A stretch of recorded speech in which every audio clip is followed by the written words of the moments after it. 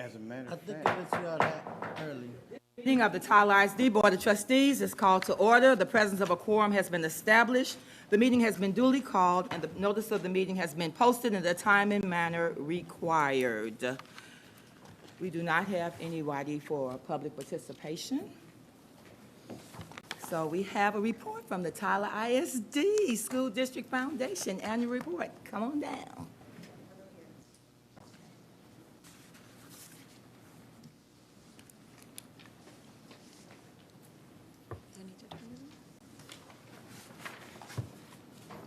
Okay, perfect. Thank you, Fred. All right. Well, good evening, everyone. President, Superintendent, Trustees, thanks for having me for our annual report to the trustees about the Tyler ISD Foundation and our partnership. So as many of you may know, the mission of the Tyler ISD Foundation as the philanthropic partner of Tyler ISD is to provide resources to inspire learning, enrich teaching, and enhance opportunities for our students through exemplary programs. Those are programs that are brought to us by educators and administrators in Tyler ISD. And from there, the work of the foundation is pretty simple. We go out, seek funds, and then we grant those funds back to the district. We seek funds through numerous different ways that you see here on the screen, and then we give them back through several different avenues from district programs, scholarships, care closets, teacher appreciation, Night of Shining Stars, professional development grants, emergency grants, and grants for great ideas. Thus far, this school year, as our fiscal year closes August 31st, to date, total revenue has been a little over $427,000 for this past school year. What that kind of looks like is an increase in our individual donor giving of 75% from last year. That has been an intentional effort made by our board. Increased employee giving by 5% this past year, so we're very excited to see that. We had a very sizable increase in our scholarship donations this year that we were able to turn around and gift those back out. And we also were able to establish the Diane E. Carnes Memorial Scholarship this year. We hosted our third annual new teacher luncheon, our annual gala, and our golf tournament. Gifts to Tyler ISD to date this fiscal year is right above $229,000 so far for this school year, which is a 4.39% increase in support from last year, and that has not, we haven't wrapped up our year, so we do expect that number to be closer to $250,000.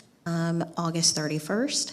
And then the breakdown here of what that looks like. Our largest increase, as you can see, is our scholarships. This year was a record-breaking scholarship of giving out $95,000 in scholarships to graduating Tyler ISD.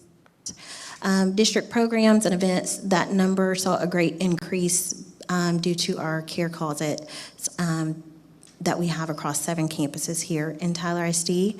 And then our grants for great ideas, giving out a pretty large sum in that included 2 separate programs. A little bit more detail and highlights of where those dollars went for grants for great ideas. It was 22 grants for great 12 campuses for a little more than $52,000. We awarded a little more than $25,000 in our first ever pilot program of our Spark Tank grants that happened this spring that went across 11 campuses. Awarded 2 professional development grants to date with many applications in the queue right now. We were able to welcome several teachers at the new teacher luncheon and gifted more than $5,000 to teachers to help them set up their classrooms. This past year, 54 students received that $95,000 this year for scholarships. Celebrated graduating seniors and distinguished educators through our Night of Shining Stars. And again, this past year, we established a new care closet at Early College High School. Our care closets this year provided more than 3,300 families weekend backpack meals and assisted more than 1,800 students with clothing and hygiene needs this school year.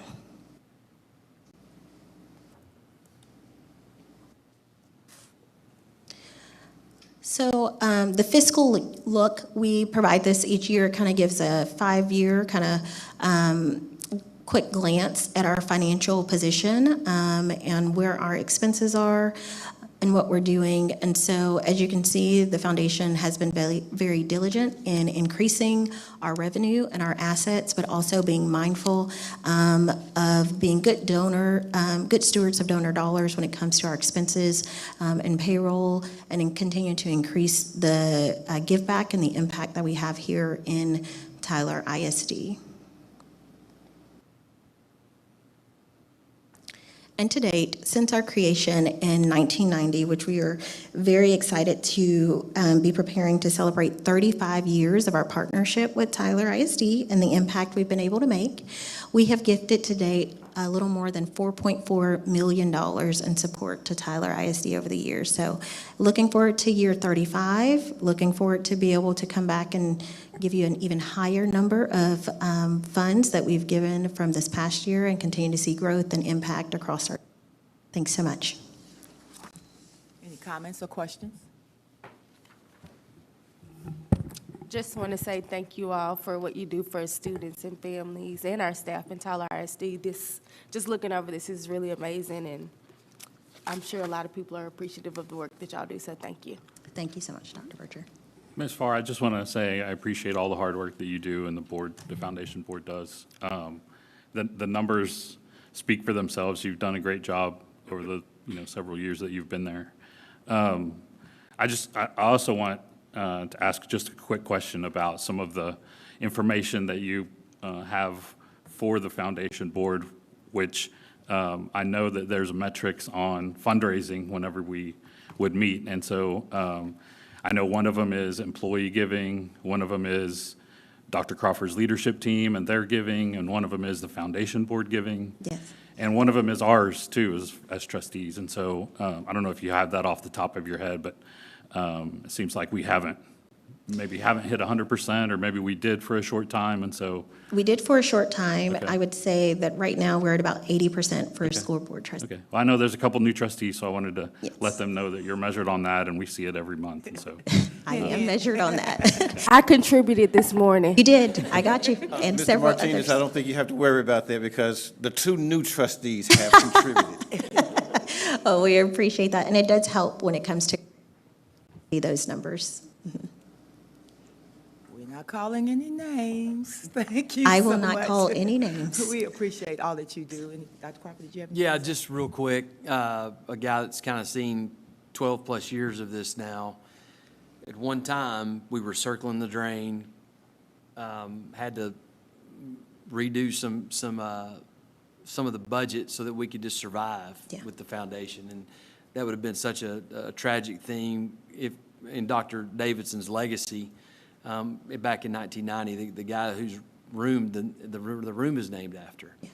So in saying that, the foundation did a great job. Debbie Matucci, Tab Bell, along with others, really rescued the foundation.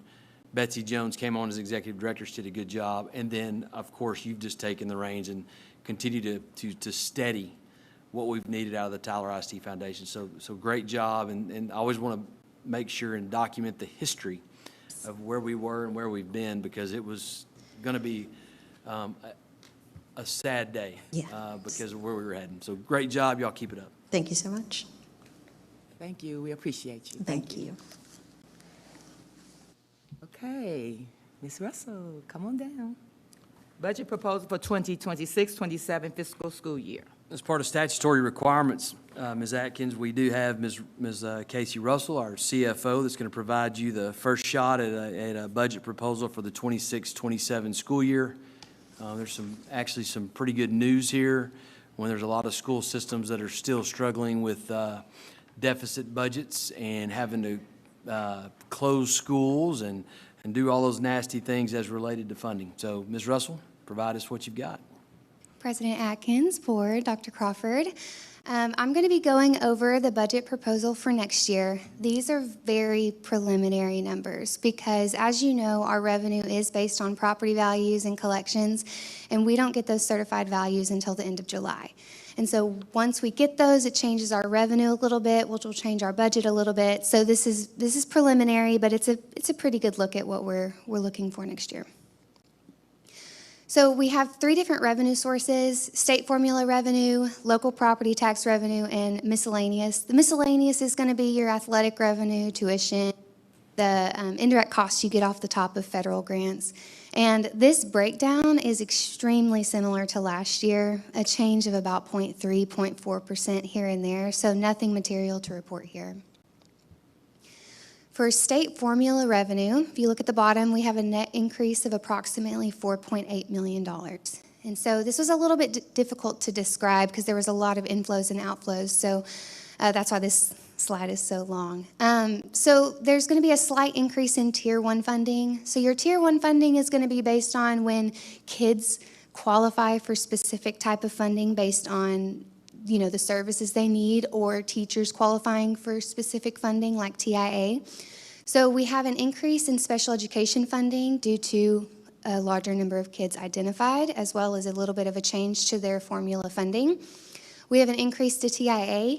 We have seen an increase in TIA every year since we've started, and we do anticipate to continue that increase. The thing about a TIA increase in revenue is that's going to directly go towards an expense. So it looks great on that number, but it has a home already. And then it's going to be offset by a slight decrease in ADA. So the past couple of years, Tyler ISD has seen an unexpected increase in ADA, and we have sort of lagged behind in our budget because the minute you increase your ADA anticipating to keep that increase that you have no idea where it came from, and it drops and you've already attributed salaries to that, it's not conservative budgeting. So we have lagged behind. So we have a little room to work with when we're thinking about vouchers. We don't have a lot of information on how many kids are going to be affected, and so we have budgeted just a slight decrease to ADA in order to make sure that we're not overestimating there. We have a decrease in the golden penny yield. That's essentially just going to be your weighted average ADA that we already said we decreased a little bit, and property values, which are increasing a little bit. So it offsets to about a $150,000 decrease. We have an increase to the hold harmless for the homestead exemptions, which you probably don't know what that means. Well, the reason we have a $1.3 million increase there is due to our partnership with Purdue Brandon.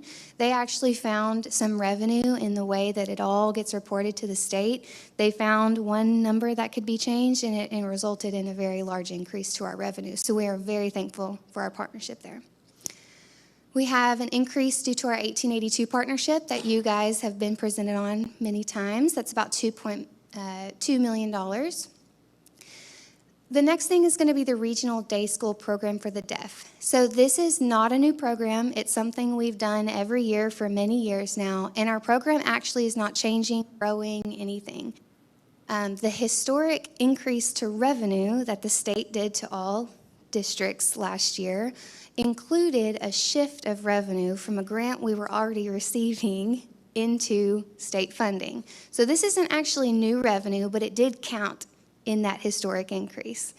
And so we are now having to present on it as a very large increase to the budget. It's about $1 million in state formula, and you're going to see more throughout the slide. We also have an increase for special education initial evaluations. This is another change to their formula, to their funding. That's going to be a $540,000 increase. And then an increase to transportation based on the number of miles we did and the cost of fuel. So all that together is about $4.8 million. Then we have local property taxes. Now, again, this is very preliminary. We estimated an increase of values of 7.5%. And when you increase values, in order to maintain that same level of revenue, you decrease your M&O rate. So we have an estimated tax rate of 6.22, down from 6.5. And overall, this gives us an increase of $2.9 million. Ms. Russell, just a second, go back to that. Just so we're clear, we don't see the 7.5% in increased values, correct? We don't see it in our revenue. There's no. a cap. So they changed that law a few years ago that the most you can see is a 2.5% increase. So I want to make sure that those that are watching and out over there, out on the internet, understand that. And that's why there's a compression there too. Yeah, and so there's actually a new legislature out there that says I have to look at what the average homeowner will pay if this is our adopted tax rate, even though these are preliminary. So I did that calculation, and it was like an $80 difference. So this truly is a rate to maintain. We are not seeing a benefit from an increase in those values. The increase of the 2.9 million, so the way the revenue works from the state is it's always going to be made up of state and local property taxes. And so when we were increasing revenue overall, it just happened to be an increase on both sides, but it's not due to those values. The other revenue, this is that 3%. Regional day school for the deaf, we already talked about getting $1 million from, that used to be a grant. We also got $1 million from tuition. So these are the surrounding school districts that send their kids to Tyler ISD for either a full day or partial day for services. And we bill them out actual costs. We make a tuition kind of per kid of what it's going to cost to send a kid here. We send that out. And so that is actually another $1 million. So it's about a $2 million program that now looks like $2 million of revenue to us. Pre-K tuition, slight decrease because teachers now get free tuition. Interest income, this was a small decrease just based on normal fluctuations, nothing alarming. TRS on behalf, this is a percent of salaries. And so when we expect salaries to increase, that percent that the state's going to cover of those benefits will also increase. So another flow through like TIA. Federal income, when we have creative grant writers that are, getting us lots of federal grants, that percent of indirect costs can increase, and so that's where that's coming from. And then miscellaneous income, that's going to be like athletic tickets, if we increase prices or increase sales. And overall, that's an increase of $1.1 million. So all three of those together combines to an increase of revenue of $8.7 million. Now, how are we going to spend it? And a lot of that, like I said, is flow through. So that number, 8.7, looks really good, but a lot of it already has a home. So the first thing is teacher raises according to the existing 5-year bands. Some of those bands jump as much as $5,000, I think down to $1,000. So it just depends on where they are with their years of experience. Administrator and clerical and manual trades, we're proposing raises of 3% of midpoint.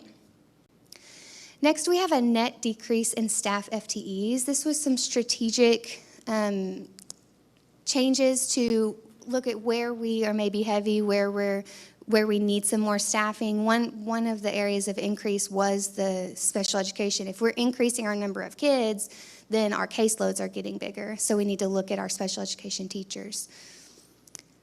We have an increase to the teacher incentive allotment. We saw the revenue increase. This is the expense increase.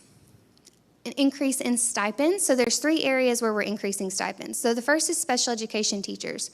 Previously, we had core content at $4,000 and special education at $3,000, and we had a lot of feedback about getting those to be the same. And we heard that a lot of those special education teachers were teaching core content, and so that those should be equal. So that is one area. Our critical shortage staff, these are made up of licensed specialists in school psychology, special education diagnosticians, and speech pathologists. We're going to increase their stipends, if approved, from $3,000 to $5,000 in order to recruit and retain those positions, because truly the name says it. It is a critical shortage, not only at our district, but in the surrounding area. And these services aren't something that can just be covered by a sub. They are state and federal mandates, and if we can't cover it, we have to contract out, and those hourly rates are not as good as they would be if we could hire in. And then finally, we have prorated core content area stipends. We also had a lot of feedback here. Previously, they had to teach the full caseload, and they got the full 4,000. Now, if they teach half, so let's say 3 sections of the core content area, they will receive $2,000. They'll receive half of that $4,000 stipend and prorate it based on how many core content subjects they teach. Excuse me, are we talking about STEM area classes? It's going to be science, math, and RLA. So some STEM classes, yes, count as that science core. Then we have an increase in TRS and TRS on behalf. This is just a straight percentage of salaries. Every time you increase salaries, you got to consider those benefits. Again, an increase in the regional day school for the deaf. This is the payroll expense side of that funding shift.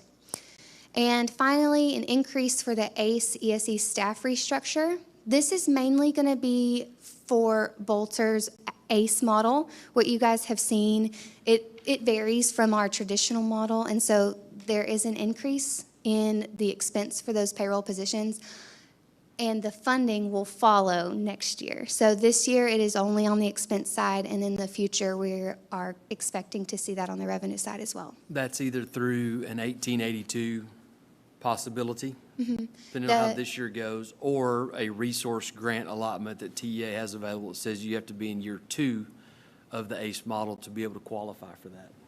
Yes, they both get funded the same as they would if they were a charter. And so either way we go, we would get the same amount of revenue.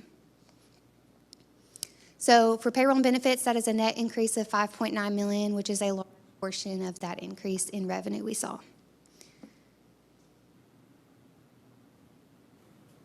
Okay, then we have instruction and instructional support. So campus allotments, they are increasing slightly based on estimates from principals. A lot of times it seems weird that we're decreasing ADA but increasing campus allotments here, but it's because principals will estimate their enrollment, and a lot of times they will estimate conservatively because we do give them the money in October at snapshot what their actual funding should be for their actual enrollment. Then we have an increase in the ACE and ESE supply expense. One of the biggest costs here that we didn't think about initially when we went and saw the model was the printing. And so we are creating booklets and packets for these kids, and so that creates a budget line item. And then the increase in the 1882 partnership expense that goes along with that revenue. Net increase of $1.0 million here. And finally, we have departmental and operating budgets. Technology and software contracts, those are always increasing, and we're kind of held to those. Some of those are mandatory. Again, regional day school for the deaf flowing through. Utilities and property and casualty insurance, not a surprise. Those are increases that we're having to fund. And then finally, when we increase our values in our collections, our percent that goes to that preventive maintenance fund will increase as well. So that's an increase of $1.8 million. And together, those combine to $8.74 million, which matches that increase in revenue. So we hope to propose a balanced budget again this year. So if you will, flip to your packets, page 7. Just going to briefly show you the materials that we have in the agenda. And this is just more information for if you guys want to look a little bit deeper. This is where all the information for the slideshow came from. So page 7 is going to be, what we just went over was increases, but page 7 is going to be, the overall budget. If you look at the bottom, we've got an overall budget of almost $202 million. Page 8, that's going to be overtime, extra time. We didn't make any changes there. Page 9 and 10, that is actually where the campus allotments are. You can see where principals on page 10 had to fill out what they thought their enrollment would be. They calculated their allotment, and they had multiple people from their campuses sign it to agree, and that's what they get for their campus expenditures. Pages 11 and 12 are going to be the department budgets. Not a whole lot of change here. The increases you're going to see are mainly due to those software contracts. Page 13 is a breakdown of the different types of revenue that we went over, just a little bit more detailed. Page 14 is going to be where we calculated the tax rate and including the values and the increase. You'll see on the INS rate, it says current year rate 0.195, and then the the bolded rate, 0.195 again. Dusty Trailer will be presenting later tonight on debt and talking about how that rate is, we are expecting it to maintain. Page 15, this is actually like a lot of the information from the slideshow just in Excel format. And so that is where a lot of that information comes from. You can see at the top, net increase in revenues, there's that 8.7 million. Increase in expenses, 8.7, and netting to 0. And then finally, page 16, this is where we've got our debt requirements that came up with the INS rate. So with that, I will answer any questions you have. Any questions, comments? Mr. Madam President. Lasaya? Thank you. On your presentation on the increase into the 1882 partnerships, that 2 million, that's clearly just a projection based on the amount of students, right? Correct. Because that's not money that we've gotten yet. We're going to receive that after the first year. Is that how it works? Yes, sir. They reimburse, I guess? It's, so the way that it works is you put what you anticipate your ADA to be for those 3 campuses, and then it calculates what charter schools would get, then it calculates what we get, and then it gives us the excess that charter schools get over public schools, or ISDs. I guess they're both public. Okay. And on your property tax deal, the 7.5% increase, let me make sure I got this on my simple 5th grade math education that I have. You're estimating, or they're estimating, a 7.5% increase in property values across the board in our taxing area. What the soup's telling us is even if it increased that or double that, the state law caps us at 2.5. And with those numbers, your projection is that there'll be a decrease in the M&O side of our budget from 0.65 to 0.62? Yes. That's calculating that's calculating the 2.5 bump that we get on the values. Yes, there's a very specific way that the state makes us calculate that tax rate. We have this no new revenue tax calculation worksheet, and it is, 25 lines, and you have to input this value, and then at the very bottom, you come up with a tax rate. And so that, it's not as simple as, this decrease or increases by 2.5, this decreases by 2.5. It has a lot of pieces to it. Okay, but just from a layman's perspective, we're allowed to go up to the 2.5 cap of the increased value of those amounts, even though we've gone down on our actual rate. Is that? Yes, because when you go up in value, you need less of a rate to Right. maintain the same level of revenue. Okay, I just got a couple more here that I wanted to run by you. On the preventative maintenance fund, are we at a half, what is our rate that we have there? I know years ago, in my first go-around, 3 cents of our total tax rate. 3 cents of our total tax rate, and that thing's got to be over 15 years old when we started committing that money. I remember mentioning last year about this same budget, that we may want to look at upping that. Even our newest school, elementary-wise, the brand-new one at the time was Jack. I think it came up for an AC last year, 20-year-old roof. So even some of our newer campuses that have come online are starting to hit that 15 and 20-year mark. Soup, do you think at some point we'll earnestly look at that and maybe increasing that? Because 3 cents of every dollar is not as much as it used to be. And construction costs post-COVID have really escalated. Do you think now would be a proper time to have that discussion, or should we do that at a different time, and what would your thoughts on that be? It is a plan that this board's going to need to consider. You said all the things that I would have said, and I think it's actually been longer than 15 years ago. I was kind of educated on that at a presentation to a local constituency who takes a lot of credit for that 3 cents.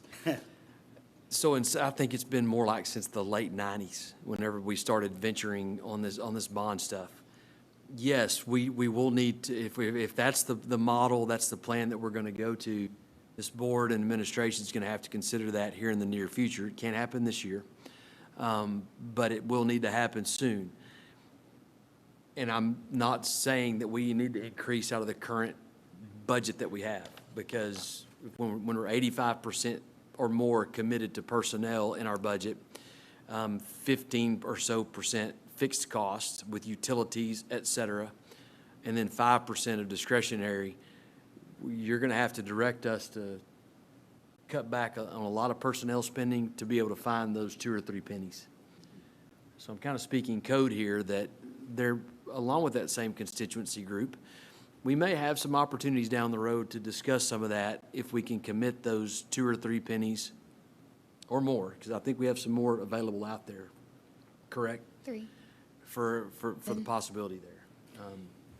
Thank you. My concerns are just if we don't start getting ahead of this thing with the aging infrastructure, even though we've got a lot of new stuff online in the recent bonds, with the aging stuff coming on, I don't want to get in a position where we were before in the early 2000s, where we were totally having to rebuild the entire district through bonds and maintenance. We even did maintenance bond obligations that didn't have to go out to the public. So I want to get ahead of this so where we're not forced to rebuilding this whole thing at once. I think most people would agree it's cheaper to maintain the buildings and keep good roofs and HVACs and flooring in them than to totally rebuild them. So at some point, I'd really like to get some projections on, hey, for next year, this may be something we can do if the board will allow it to, because if we just look at this once a year, our calendar allows us once a year at most items to look at. It's not like we look at again in the fall. So I would like to, at some point, get some projections from administration on if we up that to a reasonable level, what would that do without hopefully impacting the tax rate? We can do that. We can also look at some other options as well, because I think the current schedule that we're on, there might be some efficiencies in there that, I'm not saying we increase, let's just say an HVAC system of 20 years to 10, but let's take a real look and maybe have a study done on actually how much we've actually gotten out of some of those units. I mean, I think that's one thing you got to look at is 20 year the magic number. That's what you agreed upon a few, years ago. With technology evolving and things that are going on now, and building usage and thermostat control, Mr. Loper's done a really good job on that. Is 20 year the magic number as well? We'll give you some information on that. We'll get a little study going on that to see what those options could look like. Yeah, because we've even got some of the stuff that, when we did those 16 elementaries, some of that's starting to come up into the 20-year period. Yeah, and I'll remind the board, some of y'all are recently new to the board, that we spent a lot of our ESSER funding. Instead of in people, we were allowed to do some things, and that's what a lot of school districts are struggling with now, because they went and, for lack of a better term, bought a lot of FTEs, full-time equivalent positions. And they've kept those things throughout all of these budgets, and instead of eliminating them like we did with ours, reducing back down in the response to COVID, they've kept them. We've kind of done we did a great job of that. I'll just go ahead and pat ourselves on the back for that.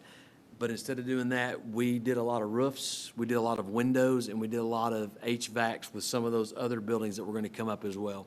Most of them were older buildings, so you start thinking about some of your administrative complexes. Hog got new stuff, so whoever wants to buy Hog out there, brand new stuff at Hog on top of on the roof and HVAC, I believe. Definitely windows. No, we didn't do windows at Hog, I don't believe. So in saying that, we got ahead of the game with ESSER, so we were able to buy some time with that, but here we are today. Thank you. Anyone else? Hi, Ms. Russell. For the proposed use funds for payroll and benefits, you mentioned critical shortage staff, and you listed a couple of positions. Could you list those again for me? I didn't catch them all. And these were given to me by special education. They're the ones who, and HR, the ones that determine these critical shortage positions.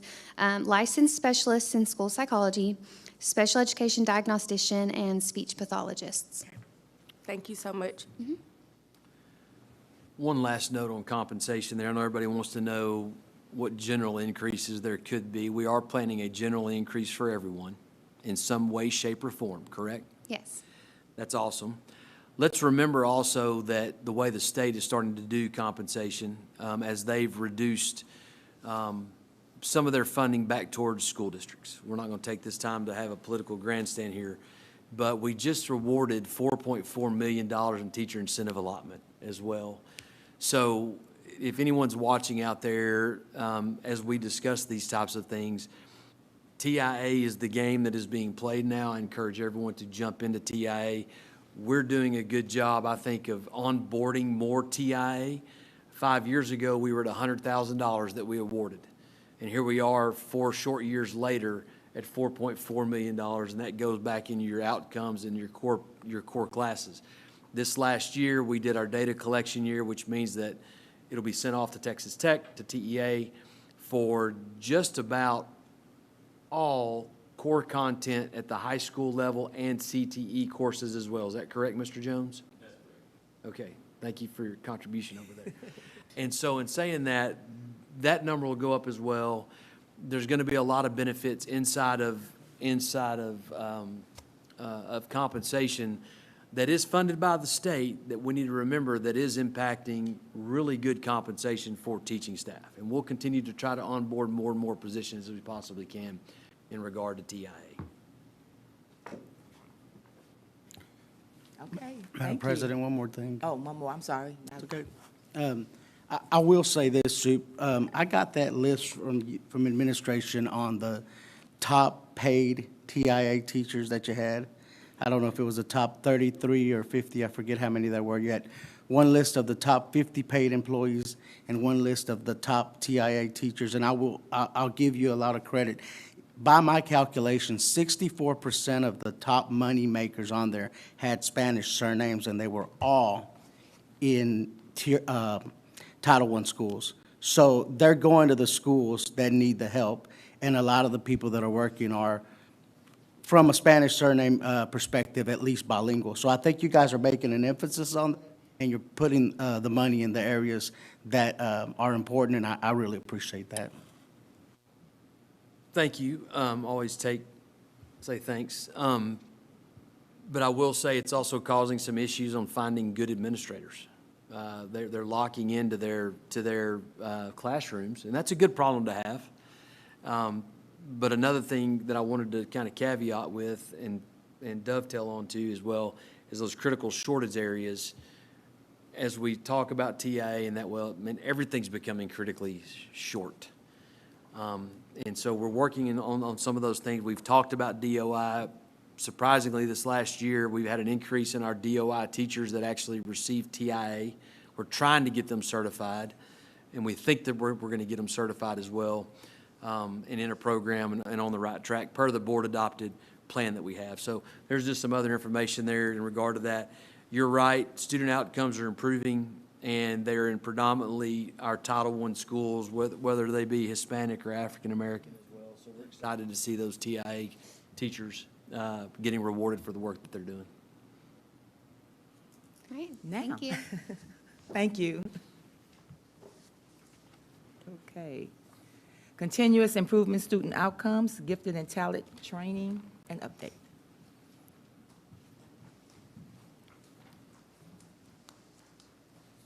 It's training time. Take notes.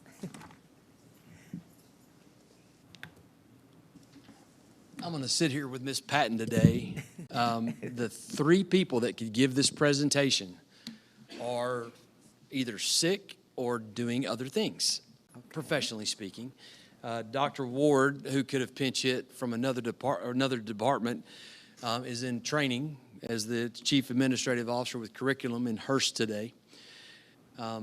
We have Dr. Chapa, who is actually, I guess that's who you report to. Correct. Is at SGS, our System of Great Schools work that we've been doing. She's already down in Austin preparing for that tomorrow.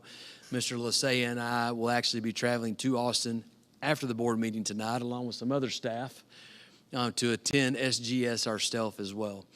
And then Dr. Gropel is ill, like really, he did not look good today. So anyways, we're going to go ahead and go on with the gifted and talented. Are both of these microphones on? So I'm going to do the presentation, and then I'll point to Ms. Patton whenever it's time to provide some information there. Okay, here we go.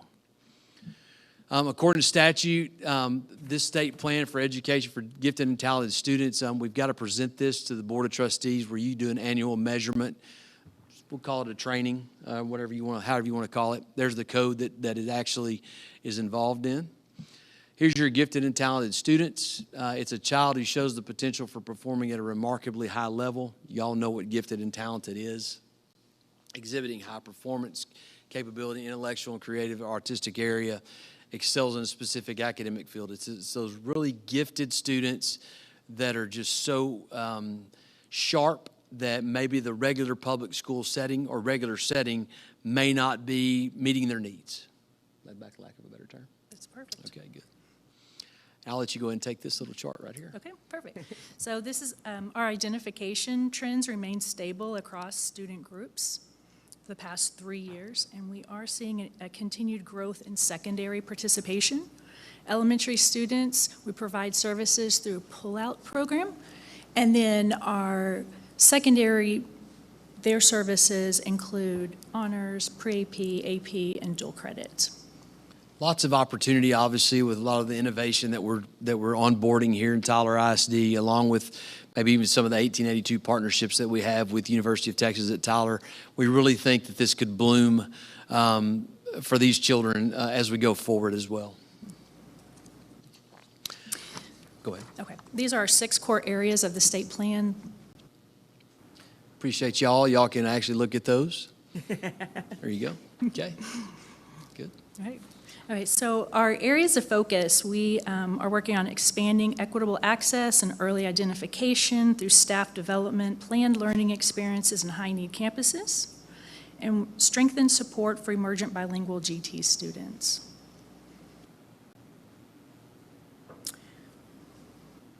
So a strong identification process with universal screening and multiple. We provides all second grade students with universal screening. And then in our secondary, we've begun using the PSAT for identification and screening purposes.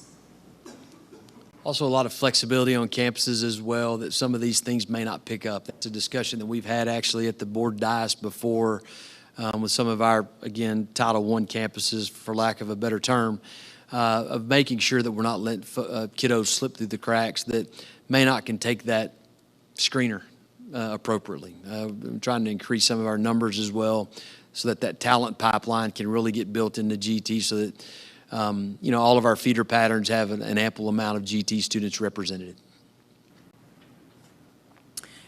Again, our service design, we have multiple pathways and several service designs to be able to capture students that might be gifted in one area and maybe it would be a deficit if they were pulled out for the entire pull-out program. So lots of different ways to be able to provide services for these students. Sorry, I got ahead of you on that. You're You can good. tell we didn't practice this together. Go ahead. Okay. Our curriculum and instruction, it is TEKS-aligned GT curriculum with STEM, and we also utilize Texas Performance Standards projects that the students showcase at the end of the school year. Ongoing professional development for all staff. We are mandated that teachers that provide core content, because that is where our program provides services. We are an academic program, so all teachers who teach a core subject must have their 30 hours and then continued 6-hour update each year. Something that is new this year is a legislative update for all board members, administrators, and counselors, so you are receiving yours today. You're receiving your update today. Vector training, is this part of vector training? It is. It is, The there new, you go. yes, Okay, the yeah. new update, we've provided it. Man, every year, vector training, I love it. I'm about to take my 13th year of it. Okay. And then our strong family engagement through events and showcases. As we said, the expos, we have onboarding events, STEM events for families. And then the first week in April is GT Awareness Week. And so we always do great activities to try to bring more awareness to our GT students and for potential GT students. Here's 26, 27. some of the enhancing some of that, of those identifications that we're talking about. Target identification for advanced academic pathways, the universal screening protocols to identify students as well, and then obviously the applying the stringent criteria to maintain the program integrity. That's always a balance whenever you start talking about some of the flexibility that we try to get inside of there, is you don't want to water it down so much that you're just letting it, it's a come one, come all type of thing as well. But then again, we're always cognizant and aware that we may have some gaps and some kiddos may fall through the cracks. Okay, so this is going to be the legislative and state plan updates. We'll let you guys kind of peruse through that a little bit. Recent legislative and state plan revision focus on increased transparency, accountability, and access for gifted students. Yeah, a couple of sessions ago, a few sessions ago, maybe not a couple, they started tweaking this, and this last session, they actually came out and codified a lot of the things. One item of note is Senate Bill 25 that prohibits the restriction of student participation in recess or other physical activity offered as part of the pre-PE curriculum. In other words, you can't substitute your GT time for PE and vice versa.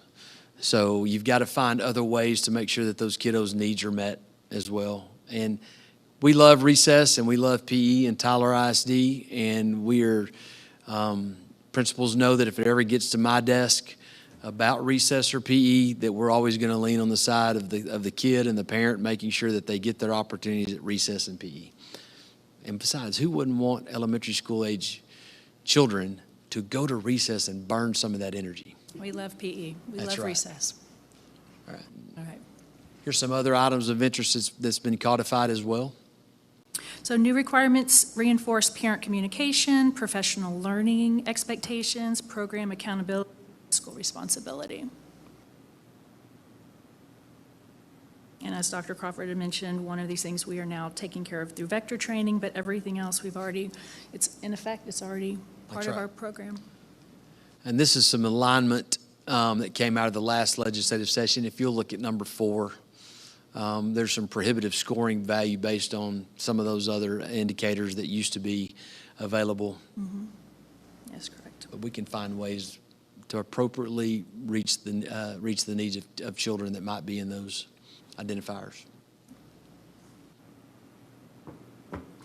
Thank you for your continued support of our program.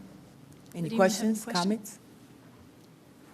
Madam President, I may have missed it in here, and I couldn't find it in my packet, but do you have any chart on the total amount of kids we have in gifted and talented, and is that broken up demographically as well?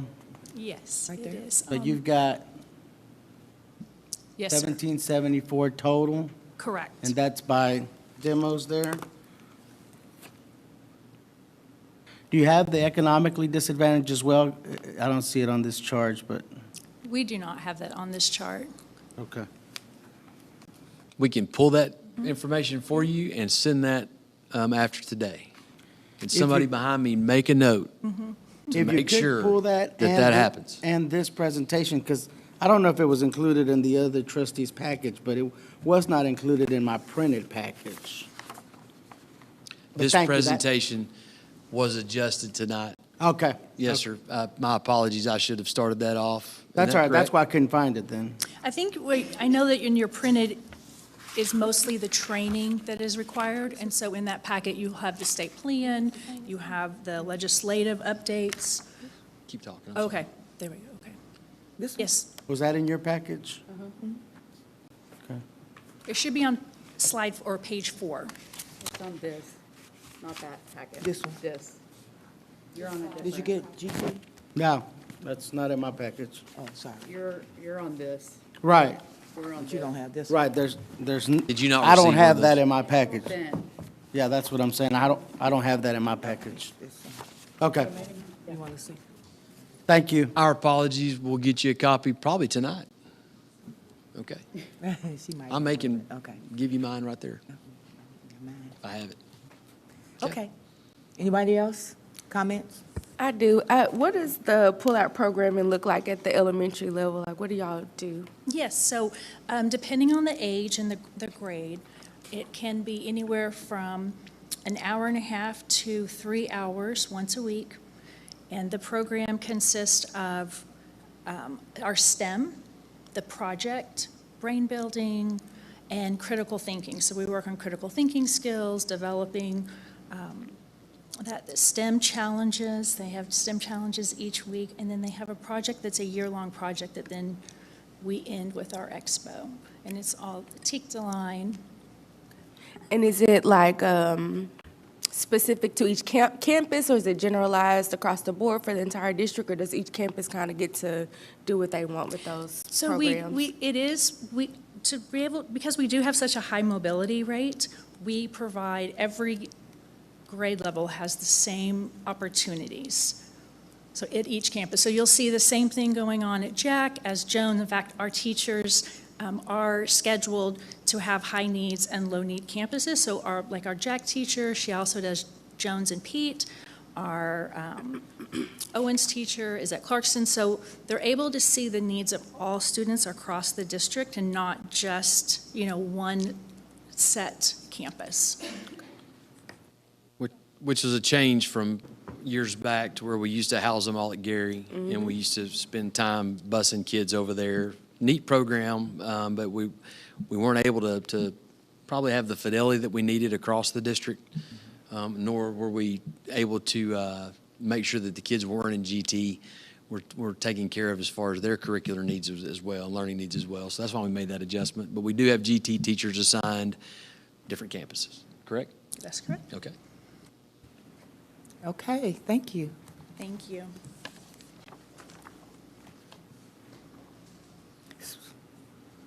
Thank you, Dr. Crawford. She's done. Okay, School Health Advisory Council Annual Report. I'm not staying up here for that one. Listen, let's say, you can take mine. Madam President.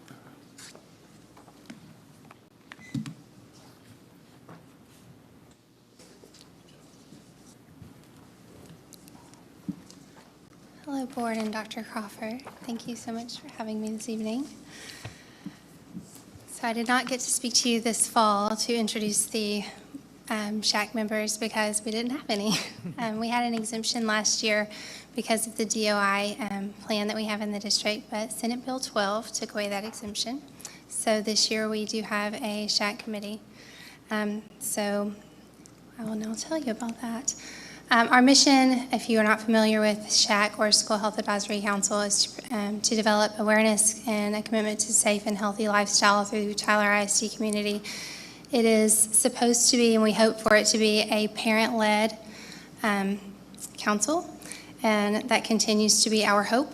It is primarily a lot of community members that continue to join us and school staff as well. But we do have a lot of parents that are also community members that come to join us. Each year, we meet 4 times. That is mandated by the state. And so this year, we met our first time in August, and during that meeting, we sent out the email this summer letting everybody know what we wanted to do, and at that time, we elected new officers. So our chair that was elected, and she was already a little bit familiar with it, is Rachel Hester. She works at DSHS, so she has a very well invested hope for health. And then Devin Churchill, their kids go to Woods and Legacy. And then I am the district liaison for SHAC. We met 4 times, like I said, in August, and then November, February, April. So we tried, and we had a lot of goals. So we talked about all the different things. We elected our new leadership, and then met with a lot of different community partners. We had everybody from DSHS, Net Health, lots of different private partnerships with counseling, and then all of our, also our district leadership with our PE department, director of counseling, food services, and then safety and security as well also come in our communications department. So this year, our big things that we did, other than electing new partners, was, so we got Tanya Waite from Esteem came in our first meeting and gave all of the people that were there an update of what there's going on in their program. STEAM is our puberty and reproductive health program that we use in the district in our secondary programs. And she talked about their new books that they are writing. And parents actually sign up to volunteer, and they are assisting in surveys and helping get back for that program for their new book for 5th grade that they're writing and 6th grade.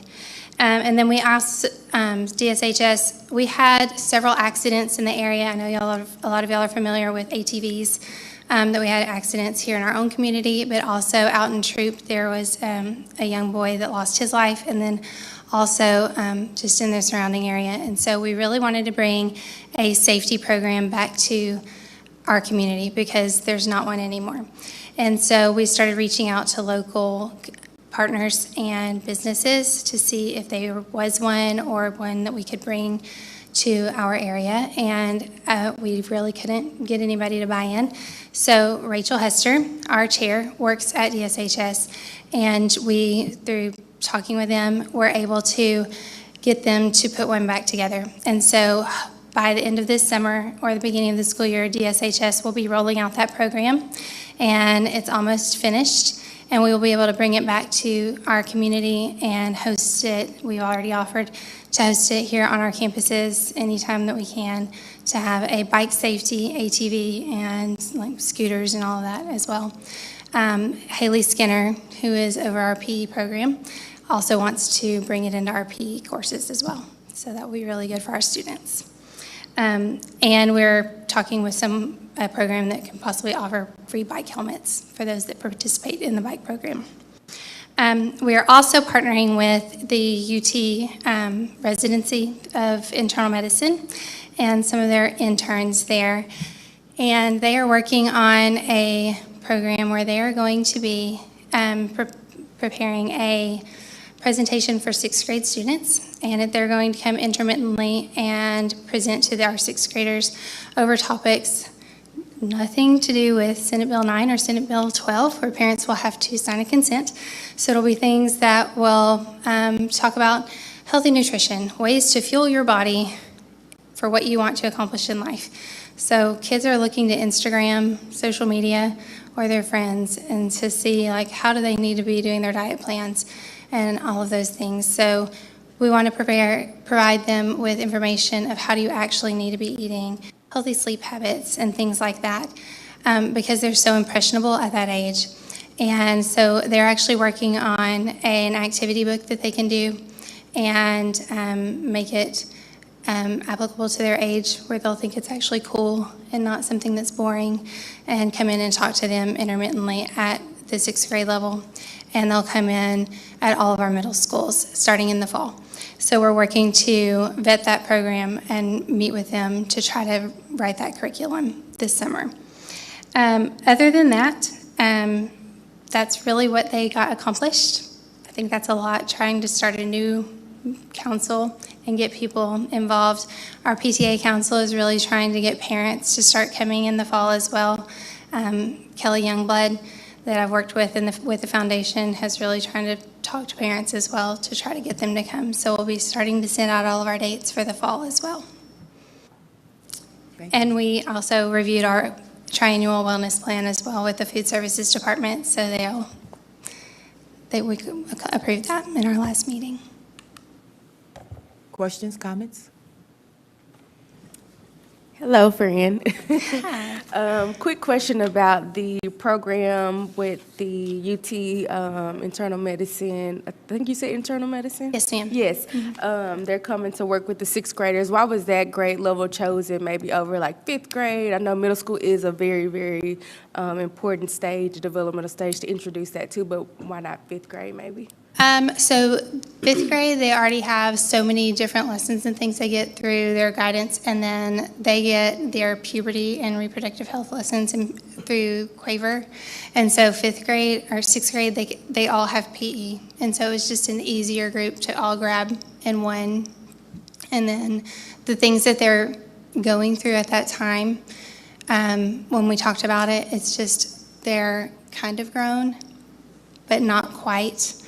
And they think they are, and so we're just kind of grabbing them right before they try to do some things that they shouldn't. Yeah, thank So- you. And then, as far as the shack, trying to get parents on board, what can I do as a board member to encourage other parents to participate? Like, what is some language maybe I could share with them to say, hey, you should get involved with this at Tyler ISD? I will think about that for you Okay. and then get back to you. Yeah, Because let we me know. have some things that we have put out there, and we can work with communications and come up with something, because we would really encourage any parents that really want to be involved, but not 100, but those that really have interest and really want to make a difference in their schools as well. Cool, thank you so much. So with Shaq. Yes, And sir. watching the involvement over time. And I think this is kind of where what you were wanting to say also, was we really want a group that can be a working group to work on the right things. Yes. We've had some chaotic, misdirected things that have been discussed and worked upon in Shaq. So we are going to get that information to you, Dr. Bircher, in regard to that, and especially now that we're not running it ourselves. It was a DOI, District of Innovation exemption from the legislature, and now we can say that it's the return of the Shaq. It is. I had to say that because that's what we've been saying around. So anyways, let's make sure that let's make it a working group with the right number and It's working meant to on be the right about things. 15 to 20 people. Yes. And people that want to come and actually do, and not just come and tell us their ideas and leave. That's the best thing, is when they come and they have an idea, and then they have an idea of how they want to implement it. That's the best, and it's supposed to be parent-driven and parent-done. I'm just supposed to be the liaison between them and you. Yeah, the ATV thing's sad, but of course, not everybody in our school district Right. has access to ATVs, or we don't. I mean, my Right, house but doesn't. a lot of them have access to little electric scooters or even a Yeah. bike. I mean, So that's why I know we're heading it that way a too. kid that was just drafted in by the NFL that played football at Legacy, Mm-hmm. driving one day on Toll 49, and there he is on a motorcycle. I was like, that's Jamarian Moore. I was shocked. So ATV, motocross, bicycle safety, anything can be, that is a very useful thing that I think that the Shack has kind of latched onto. So that's kind of cool. So anything we can do for safety in our community would be great. To piggyback on that, I'm very excited to hear that, truly am. That was one of my best friend's kids who lost his leg in February or January. I live in the Andy Woods neighborhood. I think I've probably almost hit about 15 children on the scooters. Now, a lot of these parents, they do let them wear helmets, but I am so excited about this. Is it just elementary? Are y'all going, because 6th, 7th, and 8th are so reckless on there, my daughter included. I live in Holly Tree, and I almost get hit all the Yeah. time by their scooters. So, no, we'll offer, it's going to be one of those things where once the program is out there and how my goal at the beginning was to say, can we do it and just say, okay, we're going to have this program, and it's going to be an ATV safety course, and it's first come, first serve sign up, and it'll be in the Legacy parking lot this Saturday. And then we'll rotate it to this parking lot this Saturday. And then we'll take the bike safety program to the PE courses on the elementary schools. So that way we could hit the middle schools and high school kids as well with their parents, because parents really need it too, because they Yeah. need to know how to educate their children.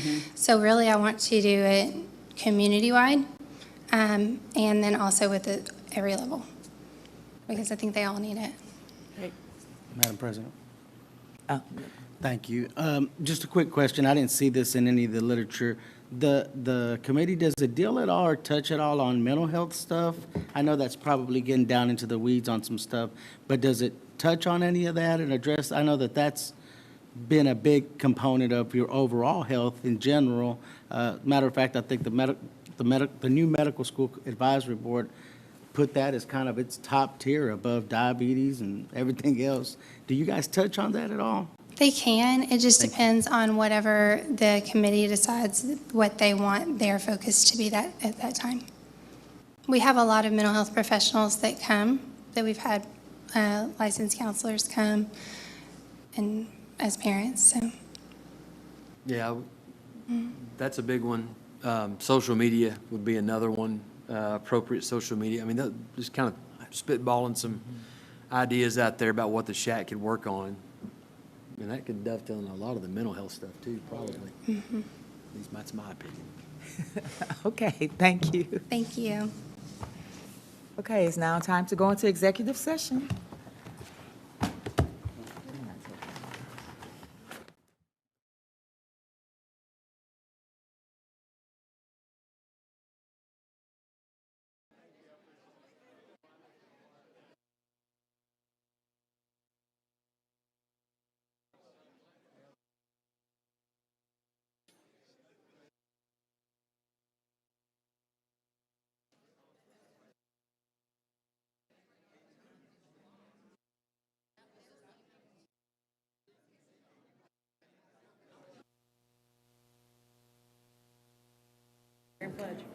I know.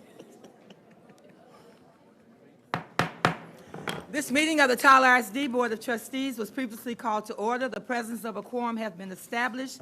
The meeting has been duly called, and the notice of the meeting has been posted in the time and manner required. We have nothing coming out of executive session. At this time, we will stand for the prayer and the pledge by Mr. Lasea. If you can, please bow your head with me and pray. Dear Heavenly Father, thank you so much for allowing us to come here today to do the work of the school district. Please bless these trustees and this administration that we make decisions that are befitting to you and that lead us in the correct direction to address all of our children. Thank you for all the parents, teachers, staff, and administration that pour their hearts into these kiddos. We ask that you guide us all today, and we thank you for all the blessings you have already given us. Keep us safe as we continue to do your work. In Jesus' name we pray, amen. I pledge allegiance to the flag of the United States of America and to the republic for which it stands, one nation, under God, indivisible, with liberty and justice for all. Honor the Texas flag. I pledge allegiance to thee, Texas, one state, under God, one and indivisible. Thank you, Mr. Lasea. Thank you. Okay. And now it's time for special recognitions.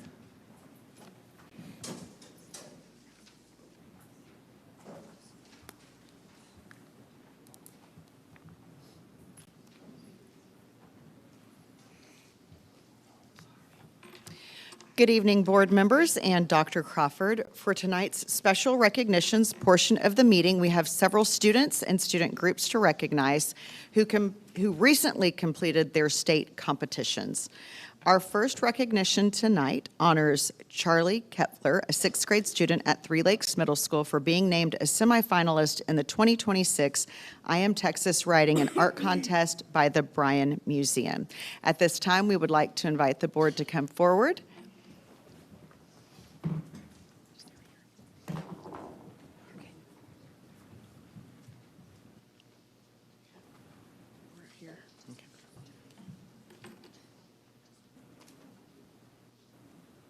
And Charlie, you can go ahead and shake their hands and we'll get a photo with the board for you.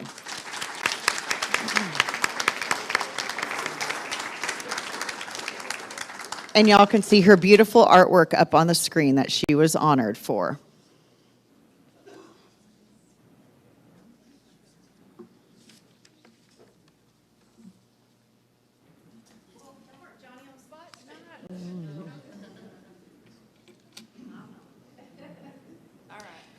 And parents, as we go through the special recognitions tonight, if y'all want to come up and take photos or videos, y'all are more than welcome to do so when it's time for your child to be honored. There you go. Thank you, Charlie. Up next, we have Max Morales from Tyler Legacy High School. He's a student for placing fourth for the individual and third team in the UIL state competition for current issues and events. And I do not believe that he was able to make it tonight. Moving on to our next one, but we can still give him a round of applause. Okay, now as I call each group, I'm going to call all of the students in the group, so please hold your applause until the end. Students, you will all come forward for one big group photo with the board, and they will pass out the certificates. So just tell them your name so they can give you the right certificate. So we would like to recognize the following students for placing in the Texas State Solo and Ensemble contests. Band, choir, and orchestra students earned 5 solo gold medals, 4 ensemble gold medals, and 14 silver medals. For choir, we would like to recognize all of the choir students who placed in their respective categories. So please come to the front of the boardroom for your group photo. For Division I, Superior Gold Medal Soloists and Ensemble from Tyler Legacy, Vera Banta was selected as an outstanding performer, and this award is given to the top 2 to 3% of student soloists at the state level. We also have Levi Springer, Gordon Roberts, and then Quartet, Yes Sir, That's My Baby, featuring Gordon Roberts, Cabron Pierce, Logan Harris, and Edel Felix. Y'all come on forward.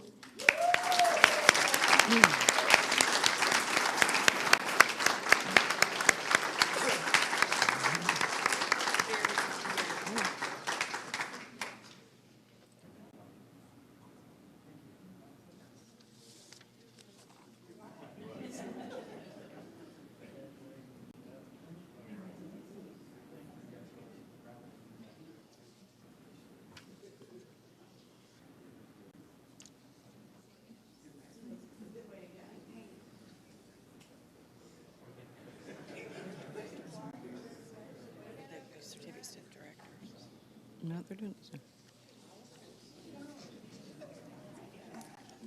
And if we could get the students to come to the center, the board members will move around you to take the photo.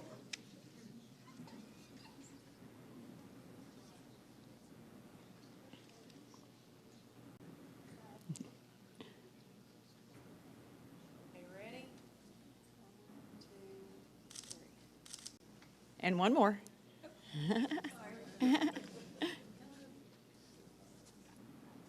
Okay, let's give them another round of applause. And now for the Division II Excellent Silver Medal Soloist groups from Tyler Legacy and Tyler High School. Mackenzie Bowles, Elias Richards, Penny Strufert, Nevaeh Myers, Reed Heron, Ayana Adams, Zamaya Allen, Denise DeLangel, Jakayla Irwin, Christian Granberry, My Kim Wynn, and Alexis Whitaker. If y'all could all come to the front. Congratulations.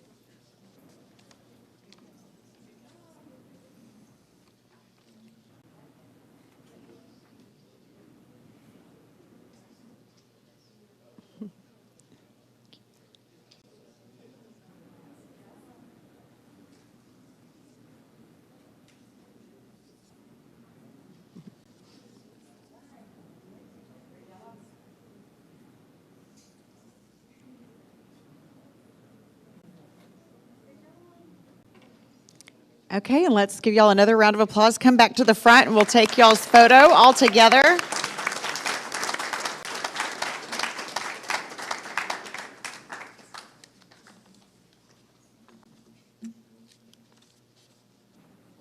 Hold up those certificates. Okay, you're gonna have to squeeze in a little bit more.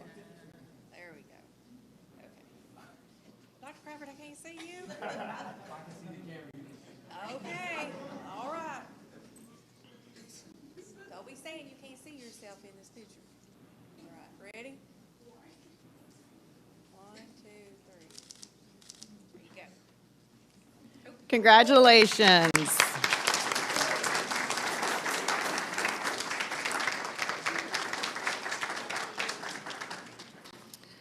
Up next, we are honoring band, and this is for Band Division I, Superior Gold Medal Soloists and Ensemble Group. And we have the following students from Tyler Legacy and Tyler High. Brass Quartet, Addie Bazan, Tyler Jaquez, Jaden Neely, and Micah Upton. Samuel Williams, snare solo and selected as an outstanding performer. And then for our percussion ensemble, Rodney Curry, Samuel Williams, Stacy Morales, Joaquin Sanchez, Connor Jeffrey, Antonio Alvarez, Omar Tapia, Diego Zapata, and Adrian Zavala. Y'all come on down. I know there's a whole group right here.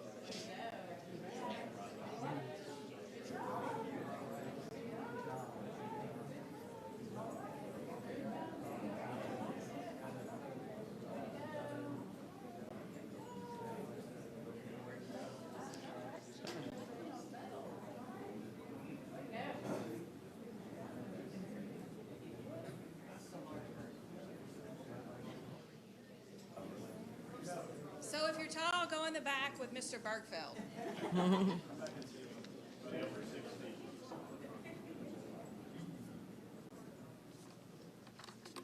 Keep on going, he doesn't bite.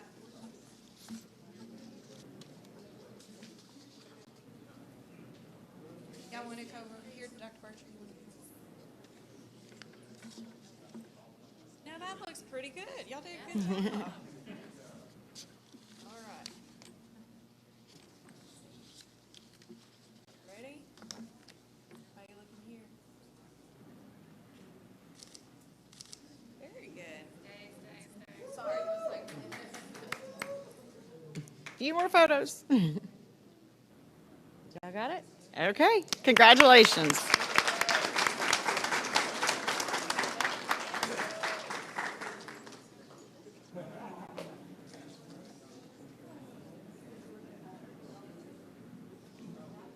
We are moving on to orchestra at this point. Next, we would like to welcome the Orchestra Division I Superior Gold Medal Soloists and Ensemble Group from Tyler Legacy.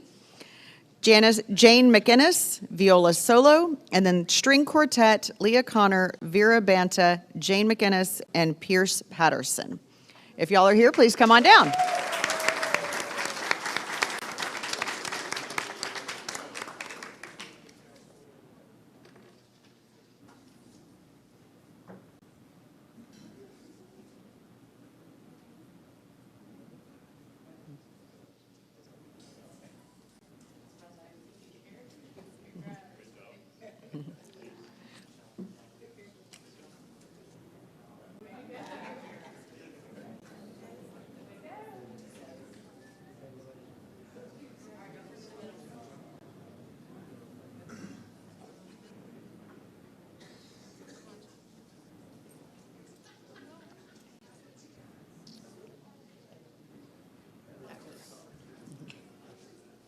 Okay, you ready?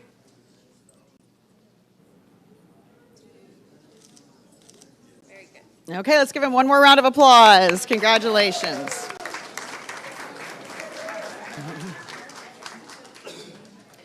And now we have the Division II Excellent Silver Medal Soloists, Alexander Keismore for a violin solo, and Samuel Sandoval for a cello solo.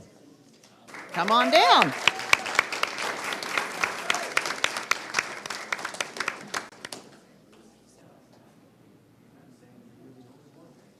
Did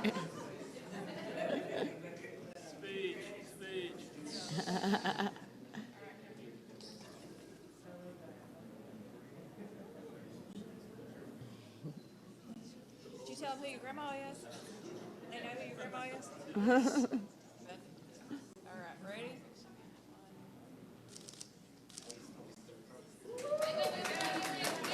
Wait. Ready? 1, 2, 3. Thank you.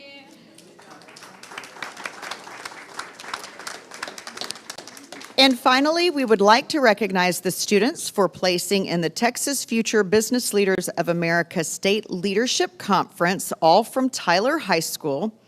Ivan Lugo, 6th place, Introduction to Retail and Merchandising. Malik Taiska, 9th place in Introduction to Public Speaking. And Michaela Waters, 10th place in Introduction to Business Presentation. And if y'all are here, please come forward.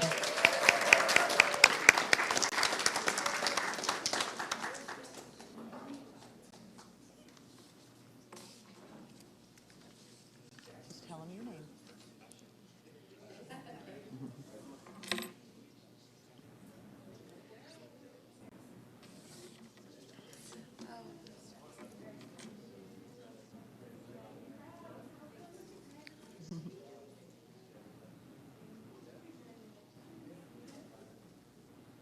Okay, now y'all come back to the middle and we'll take your photo.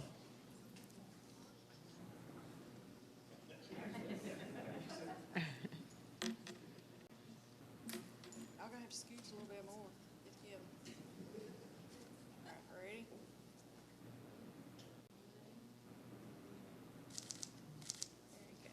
Let's give him one more round of applause. And that concludes our recognitions for this evening.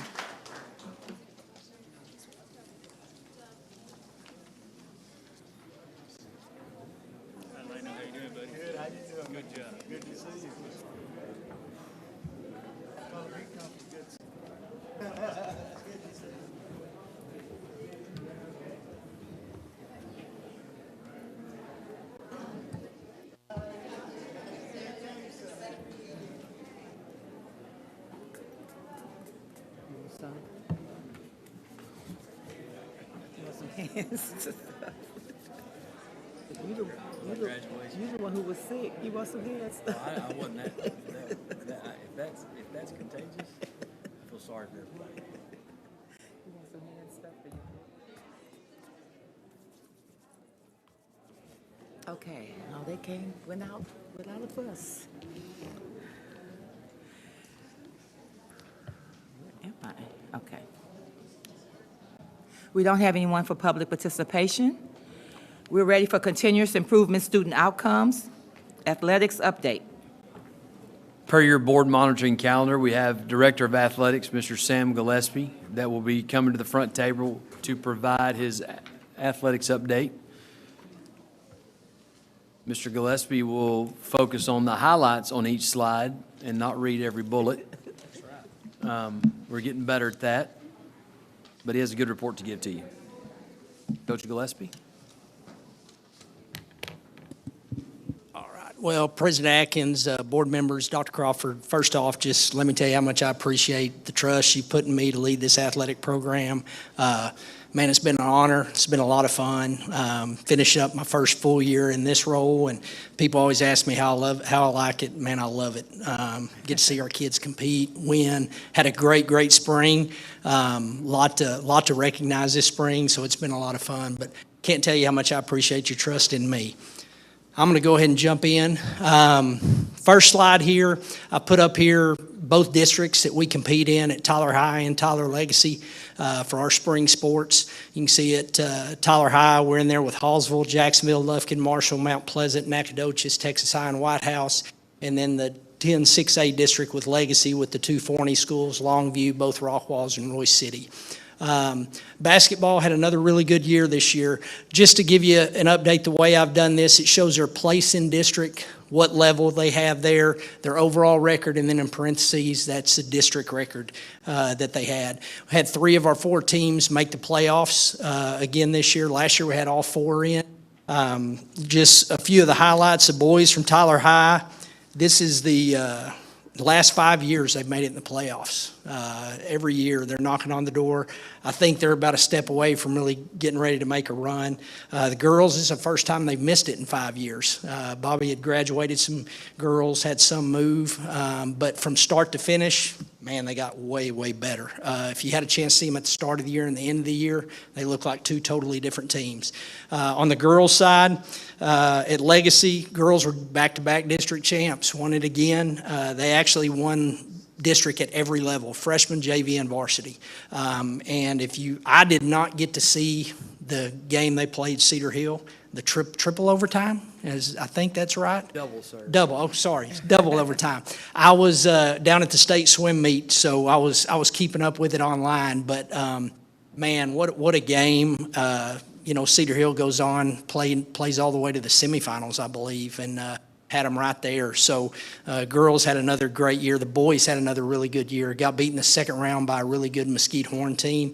But Kyle, I was talking to him, and he thinks, their best play is yet to come. So basketball had a really, really good year this year. Moving on to boys and girls soccer at both places, you can see there the number of players. Numbers have been good. We do have to get the numbers up at Tyler High in our girls program. I will say that. We've got to do that through our middle school, starting down there and working. The thing that, as I was looking back and researching this, it just kind of hit me. Coach Woodard had his 500th career win this year, all at Tyler Legacy. He's been the only coach the girls' program's ever had, and when I talked to him, he said, Coach, we made the playoffs 30 of the 32 years we've been playing, and they've won 19 district championships, made it in the playoffs again this year. The boys, same way. Coach Germany retired this year, long time. I think he was there 28 years as an assistant and a head coach, all at Legacy.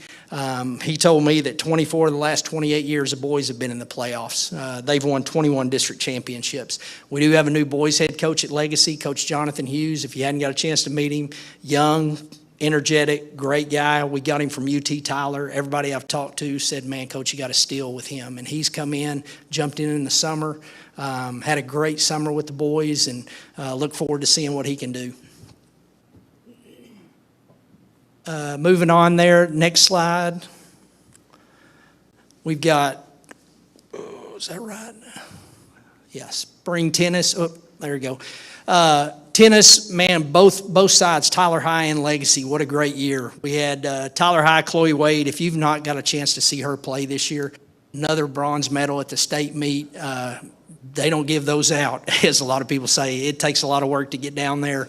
And I told Dr. Crawford that day when she lost in that match, I said, man, she had a bad game. I really think she could have played for the state championship match, but had a great year. Had two players advance to regionals from Tyler High. Tyler Legacy, Coach Sizemore, again, does a super job there. They had 8 qualify for regionals, had a state qualifier in Nora, and an alternate state qualifier as well. They do Regional Coach of the Year, and this is the second year in a row in Region 6. Coach Sizemore has been voted as a Regional Coach of the Year for 6A in our region, so does a great job there over there at Tyler Legacy. Track and field, this is an area I told y'all last year when I gave this report I wanted to work on at both places. We wanted to get participation numbers up. We wanted to see what we could do at each place, and they responded. They really did. We had a track clinic at the start of the year, got a lot out of it. The Tyler High, one of the areas at Tyler High we do have to do a better job of, we got to get more girls' participation at Tyler High. I think we're missing the boat there a little bit, but we've got plans in place to do that. The boys had great numbers. You can see on there they were third in district. Ended up 8 athletes advanced to the area meet, 6 to the regional meet, and 1 to the state meet.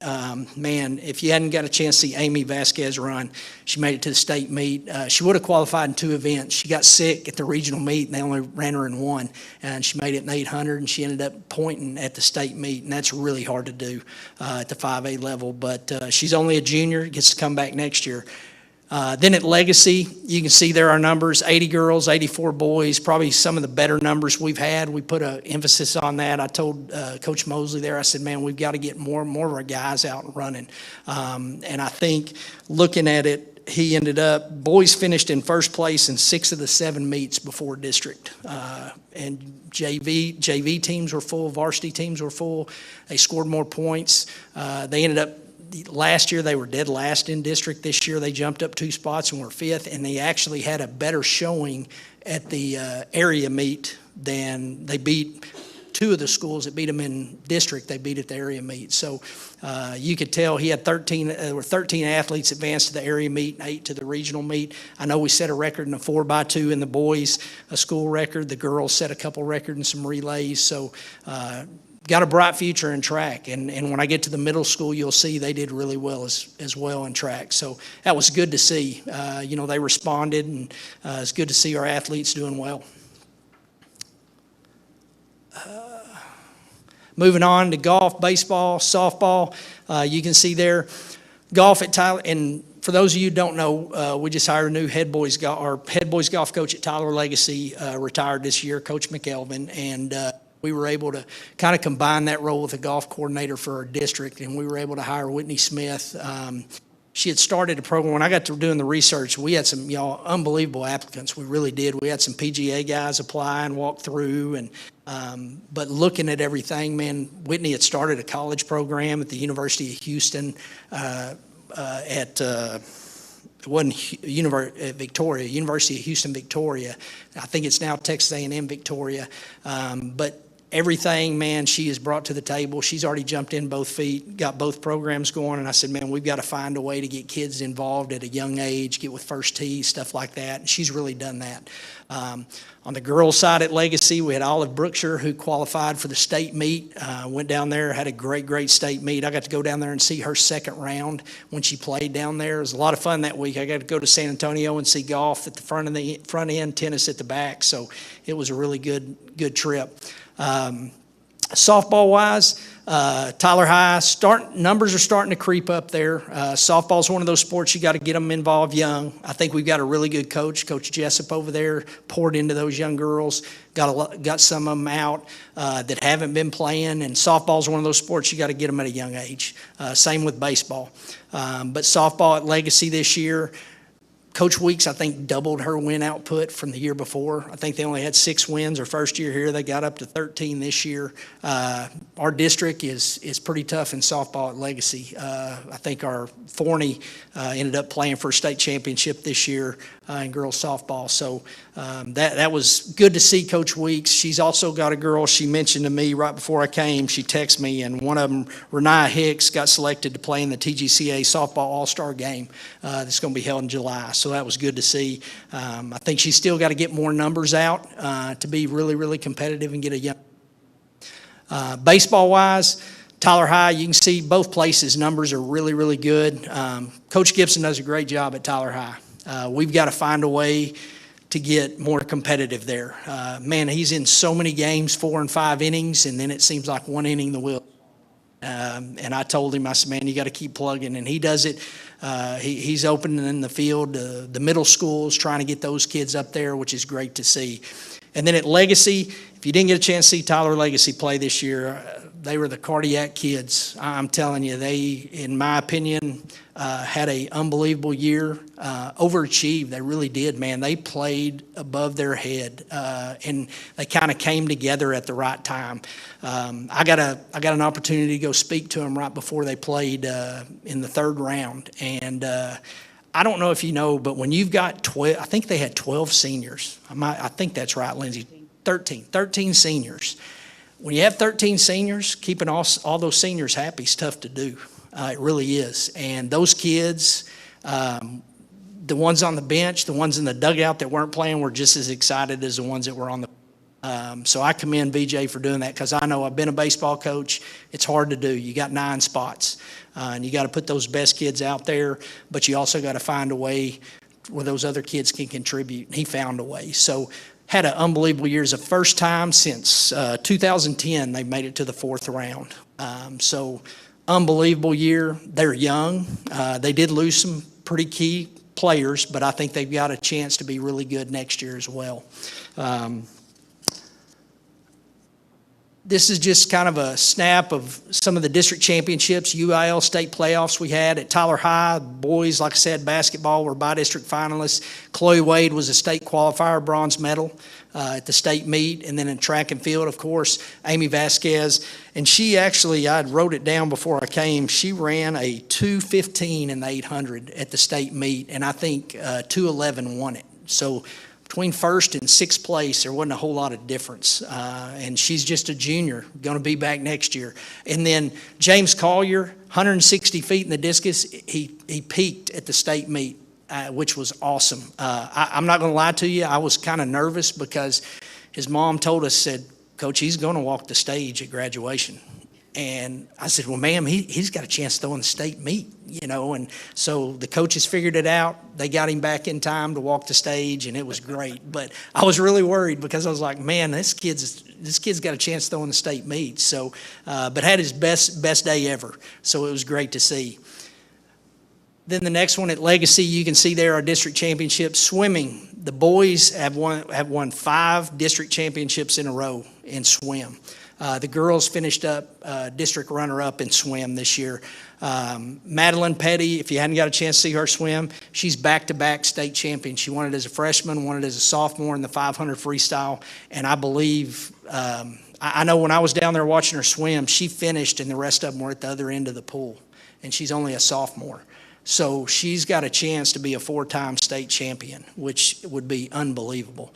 And then girls basketball, of course, like we talked about, district and by-district champs. They were area finalists. Boys basketball, district by-district champs and area finalists. Boys and girls soccer were both in the playoffs.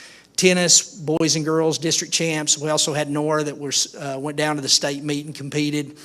Girls golf, they were district champs at both levels, varsity and JV. I think this is either 4 or 5 years in a row for Coach Taylor. He's had the girls, and they've been district champs. Does a great job with them. And then Olive Brookshire, of course, was a state qualifier.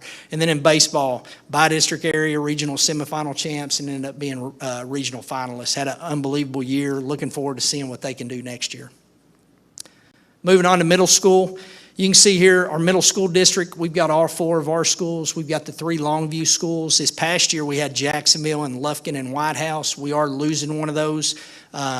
Jacksonville is dropping down to 4A, so we'll be losing them. Everybody else will stay the same. I always tell our middle school coaches, when you go to a district tournament, you want to come away with all the hardware. And at the basketball district tournament, we came away with 3 of the 4 pieces of hardware for the boys and the girls, which was awesome. I really believe our youth programs really helped that out. We've got a lot of interest in basketball. I'm telling you, if you look around, you see our kids playing everywhere, not just here in East Texas, but up in the Metroplex, Houston, all over, and it's really helped. Three Lakes girls were district champs for 7th and 8th grade. Hubbard girls were the district runner-up in 8th grade, and the Bolter boys and Moore boys. Bolter boys were 7th grade district champs. Moore boys were 8th grade district champs, and Three Lakes finished 7th grade district runner-up. So, like I said, had a great year in basketball. And then moving on to track and field, you can see there, numbers were good in track and field as well. Track and field were kind of, I don't want to say we're put behind an 8 ball, but Longview kind of does things a little different in track. They just take all 3 of their middle schools and they take the best of all 3 and put them on one team. And I told them, I told all of our coaches, I said, you can't use that as an excuse. You know, you're running against kids, you know, find a way. This year we did. You know, I think this is the first year I've been here that one of our teams won a district championship. Hubbard girls were the 8th grade district champ. Three Lakes were district runner-up. Three Lakes was district runner-up in 7th grade as well. Coach, pause. Is that appropriate under UIL middle school recommendations to combine into one team? No, sir. Okay. Okay. And then boys track and field. You can see there, 7th grade boys from Bolter, they were district champs. It's the first time I know in my 7 years we've been here that I can remember one of these teams walking away with a district champ, because it's usually Longview that's taking it. They were district champs. Hubbard was 3rd in 8th grade. Moore was 3rd. I just try to tell them, man, find a way to get on the podium, be 1, 2, or 3. We were able to do that. And then in soccer, had another great year in girls and boys soccer. You can see up there the A teams. Hubbard was co-district champs. Seems like every year they win it. This year, I think it was Lindale and them ended up tied for the district championship on the A bunch. Three Lakes was third. B teams, Hubbard won the district championship. And then on the boys side, Moore was district champs in A and B. And Nick Smith does a great job over there. I think they did it last year. Last year, I think their A team didn't give up a goal all year. So got a bright future with those kids coming up, going to Tyler High. But like I said, great numbers. That's my last slide, I believe, on those. Just to give you kind of a update of what's coming. I'm excited because it's the first time I get to go down to College Station and watch both of our high schools compete in 7-on-7 at the state tournament. Both of them qualified, Tyler High and Tyler Legacy. Tyler High qualified last year.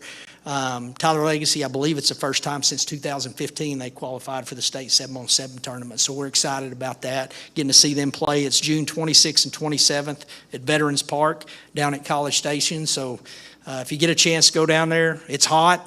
It's right in the middle of the day, but man, it's going to be exciting getting to see them play.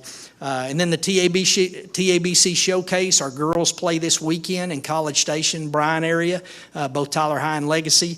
If you're not familiar with that, they finally allowed our coaches and our schools to pay for our kids to go down there and play in a showcase. A bunch of college coaches will be there watching as well. On the girls' side, there's over 300 girls' teams that are playing down there this weekend in that tournament. And then on the boys' side, boys go the next weekend to Duncanville and Mansfield. On the boys' side, there's over 450 boys' teams that are involved in that tournament. So looking forward to that. Last thing I'll bring up is just one of the things I'm proud of.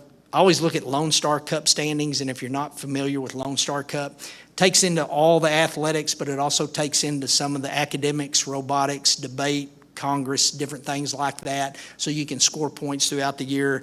At the 6A level, out of 251 schools, Tyler Legacy was tied for 81st, I think, the last time I looked, which is in the top like 40%, which is really good. I think it's some of the best I've had since I've been here. So it was exciting to see that. But had a great spring. A lot to be proud of. A lot to be proud of our coaches, our kids, and I just appreciate you letting me present that. Any questions? Any questions, comments? Oh, Mr. Lasea. Thank you, Madam President. Looks like your biggest sport, spring sports at least, is your soccer program. Am I correct? 346 kids at the two high schools? The soccer? Right. Yep. Yes, sir. Just by volume, just by numbers, would you think that that's your biggest spring program? So you got 346 in the two high schools. The second next program is track and field at 268, so they're about 30% bigger.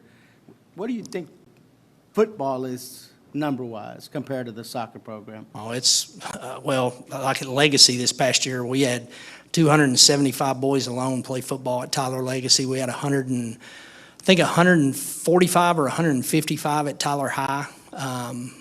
So, you know, the way you have to look at that, I always tell people, football and soccer, there's 11 people that get to play on the field at one time, so there's a lot of opportunity. You know, it's not as big a cut sport as some of them are. You know, football, we don't cut. Soccer, very seldom do they cut. They try to find ways. I know at Legacy, they had a varsity, 2 JVs, and a freshman team. So Tyler High, we try to do the same thing if we can. Thank you. That is a little abnormal, though, to be honest with you. Not many schools have soccer as a non-cut sport. And that has been an issue in some ways, to be honest with you. I'll say that we love the participation. The numbers, I believe, are a little bit inflated because we've had coaches that's okay to have that philosophy. But on the flip side of that, when you start talking about playing time and other things, and those kids don't all get to go to games as either. Is that also something? Yeah, you can look at that like I believe it's a number at Tyler Legacy. I'll just use it. I think there's 123 that he kept this year.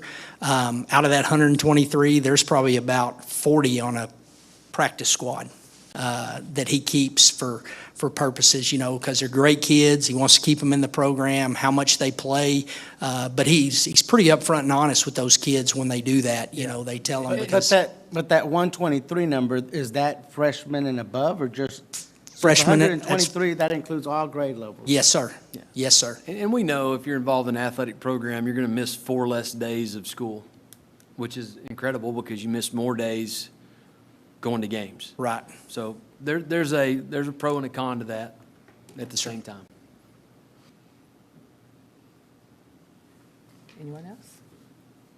Thank you so very much. Thank you. CLI, M-Class, and I-Ready update. Part of your board monitoring calendar, Dr. James Curidan and Dr. Bobby Markle will be taking the presentation table. For efficiency purposes, they already should have been walking down. That was him. not They're going to me. provide you some late spring data in regard to those 3 things you just listed, along with your STAR EOC summary. You might as well just stay at the table. Okay. All right, well, thank you, Dr. Crawford. Good evening, Board of Trustees. We're excited to get through and present our CLI, M-Class, and I-Ready data, and then we'll follow that up with STAR afterwards. So just as a reminder, our CLI is our assessment for our pre-K Head Start teachers, assess numeracy, literacy, and some other metrics in our pre-K Head Start students. I just want to show you kind of where students started the year versus end of the year. As a reminder, when you look at some of these numbers, we adjusted the cut scores a few years ago to try to make it align better with kindergarten readiness. And so you'll see some of the improvement here. We always talk about social emotional, what happens at the beginning of the year versus the end of the year, because it is a rubric-based test, and trying to find ways to correct that dip. If we break it down by program, you can see the trends here. Generally speaking, improvement in most areas. The rapid letter naming continues to be a big focus for students as they move into kindergarten and really focus on those foundational skills.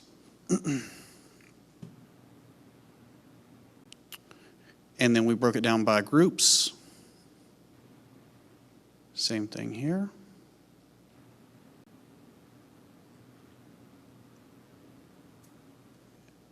And then we'll shift, if there's no questions, to M-Class, which is our kindergarten through 2nd grade reading screener.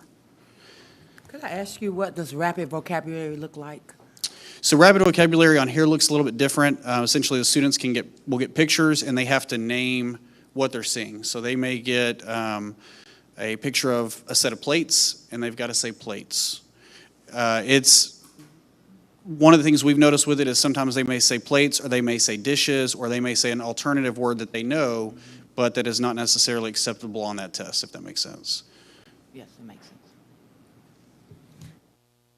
sense. Dr. Curitan, question about the social emotional learning. I actually watched the last school board meeting when y'all were talking about this, but I haven't heard anything more about the rubric. Seeing the numbers drop the way that they do is concerning, but also, like, I noticed, like, Clarkston, in some areas, they like made improvements. So I wonder, what is the difference between certain campuses, and why? What is it about this rubric? What's going on where there's such this huge dip in on that portion of the? Yeah, it's a good question. I don't think there's an easy fix for it. I mean, it's trying to get the same message out to everybody, and kind of at the beginning of the year. To me, from what I've seen, it's more of the beginning of the year when we get students and our expectations are kind of surpassed, right? And so then when we've had students and we get to know students and we see the patterns and we try to follow the rubric, it tends to, I would say, line up more objectively towards the end of the year. I think it's really on the campus. We try to get out there and work with the teachers, or at least someone in my office does, to try to help with that. We try to do trainings at the beginning and middle of the year before the assessments, and just try to remind teachers, use the rubric, be objective. Don't let your emotions look at it and, cause you to think, well, this is really good, so I'm going to overscore here. But we're working on it transparently. We did reach out to CLI a few years about making some changes on things, and they were not open to that. So we're trying to figure it out. I don't know if there's a single answer for it, but great question. I'm wondering on stamina. Yeah.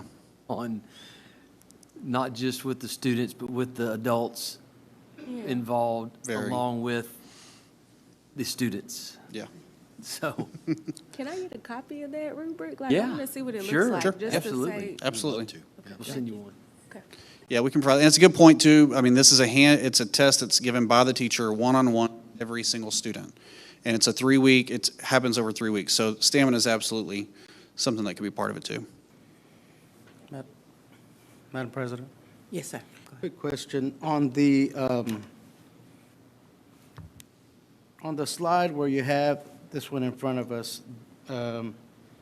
the early writing one, under the Hispanic population was the only one to go backwards on that, from beginning of your exams to end of your exams. What do you attribute that to, or is that too low of a measurement to tell? Yeah, I don't know that there's a single cause per se. It's a lot of times kind of similar to what Dr. Bircher was talking about, is really looking specifically and seeing, is it certain campuses? In other words, do we have a campus that just really struggled this year and maybe pulled the district average down enough to make it look that way? I would say this year, there's not a single campus that I noticed that did that specifically, but across the board, it's just looking at that group, English and Spanish, because this is assessed in both languages, and trying to make sure that group is improving. Because if you look at the numbers on social emotional learning, we all went backwards, so you're kind of like, that's par. And then the only other one where there's a negative was on the white population, but everybody else either stayed static or it was a minimal gain. That's really the only one, and I know 3's not a lot there, but I guess in the detailed documents, there's a breakdown on a per campus basis? Yes, sir. Yep. Okay, thank you. One little other piece of information, this came in from the wire. Social emotional cut point changes from 9 at the beginning of the year to 41 at the end of the at the end of the year. Is that Yep, correct? that's correct. So maybe that's another piece of information we can provide if there's something that about sure. those cut points. Yep, That's absolutely. a pretty. I don't know what the rigor is, but 9 to 41. It's pretty significant. Pretty substantial. Just looking at a number. Yeah. So Yeah, we can provide cut scores and we can provide rubrics for y'all. okay. Anyone else? Okay, thank you. Okay, now we'll shift to M-Class, or Amplify, which is our kindergarten through second grade reading screener. Again, given by the teacher. This one's a little bit quicker than the pre-K Head Start assessment, but it is, again, given by the teacher for the most part. You can see the improvement from beginning of the year to end of the year at all 3 grade levels. If we look at it by different groups, again, you can see the improvement across all groups. And this is for kinder through second grade combined.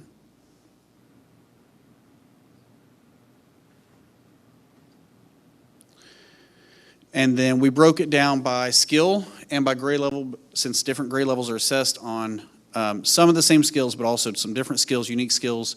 We did want to point that out here. Across the board, we saw improvement everywhere. I did highlight phonemic awareness because it slightly declined from middle of the year to end of the year.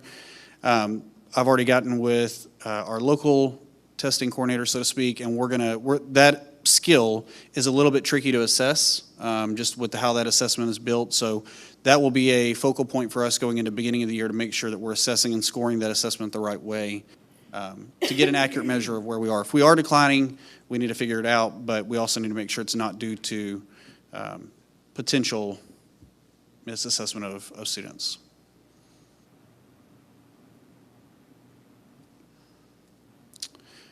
If there's no questions there, I'll go ahead and shift to iReady. You do have campus by campus results in their packets. Yes. Yes, sir. What's going on at Austin? I think it's trying to figure out kind of in terms of teachers, students, collectively, the program.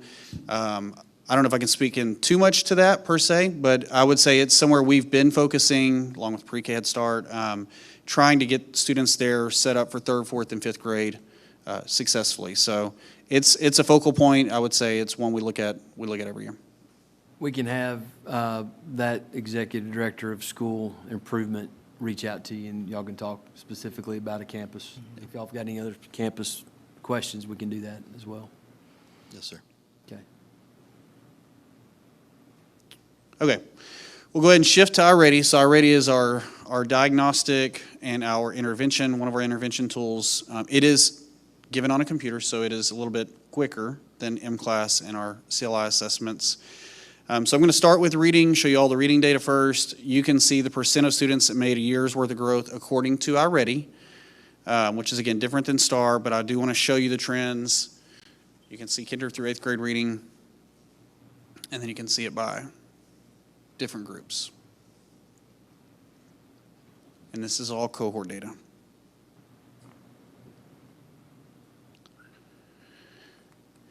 If we look at it for, in terms of year over year, but also kind of compare ourselves to the state, generally, we were about where we were last year. We saw a little bit of a dip in 3rd grade, which we'll talk about with STAR as well.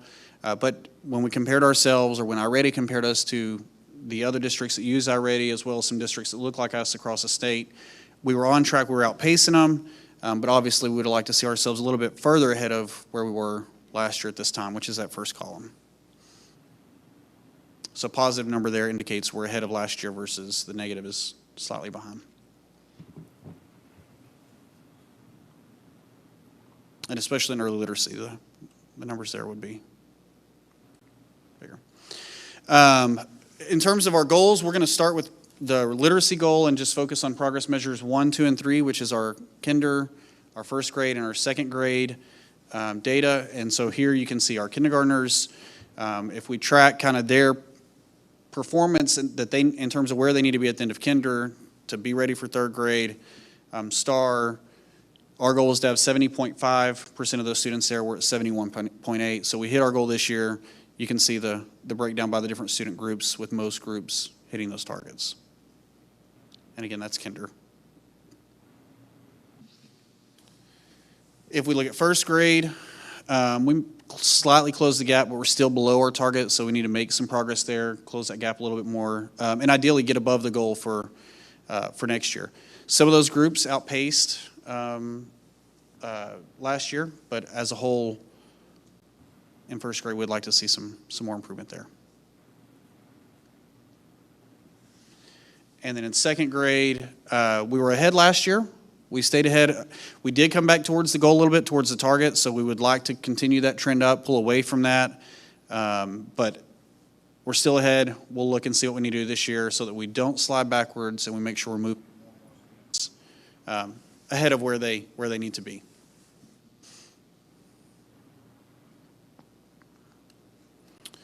If we shift to math, here is the same data for math in terms of growth. So this is the percent of students that are making a year's worth of progress according to iReady.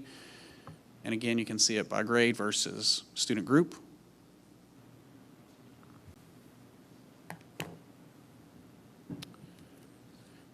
If we compare ourselves to last year or to other districts, again, in most cases, we came out ahead. The one that I'll point out is 3rd grade math. You can see that we were a little bit behind where we were last year, about 3% behind. And again, we'll talk about that when STAR data comes through momentarily. You're doing great. Keep it up. Okay, so let's talk kinder 1st and 2nd for math. So this is kindergarten data. Our goal was to have at least almost 67% of our students on track to be ready for 3rd grade STAR. It was about 73%. So we came down a little bit from last year, but we're still ahead of where we need to be moving forward.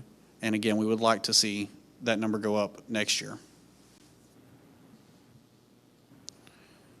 For 1st grade, similar trend. We saw a bump, and we'd like to keep that movement going. And then for 2nd grade, we were below the targets last year. We were a little bit below our goal, made some corrections, some changes, and then obviously made some pretty significant progress this year with those students going into 3rd grade math next year.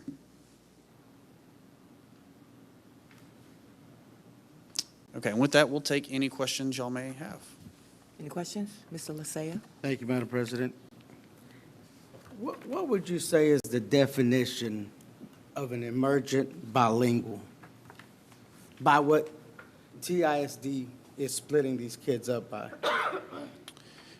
Are you referencing in terms of the groups here? Yes, sir. So that is strictly based on the codes, the coding of the student based on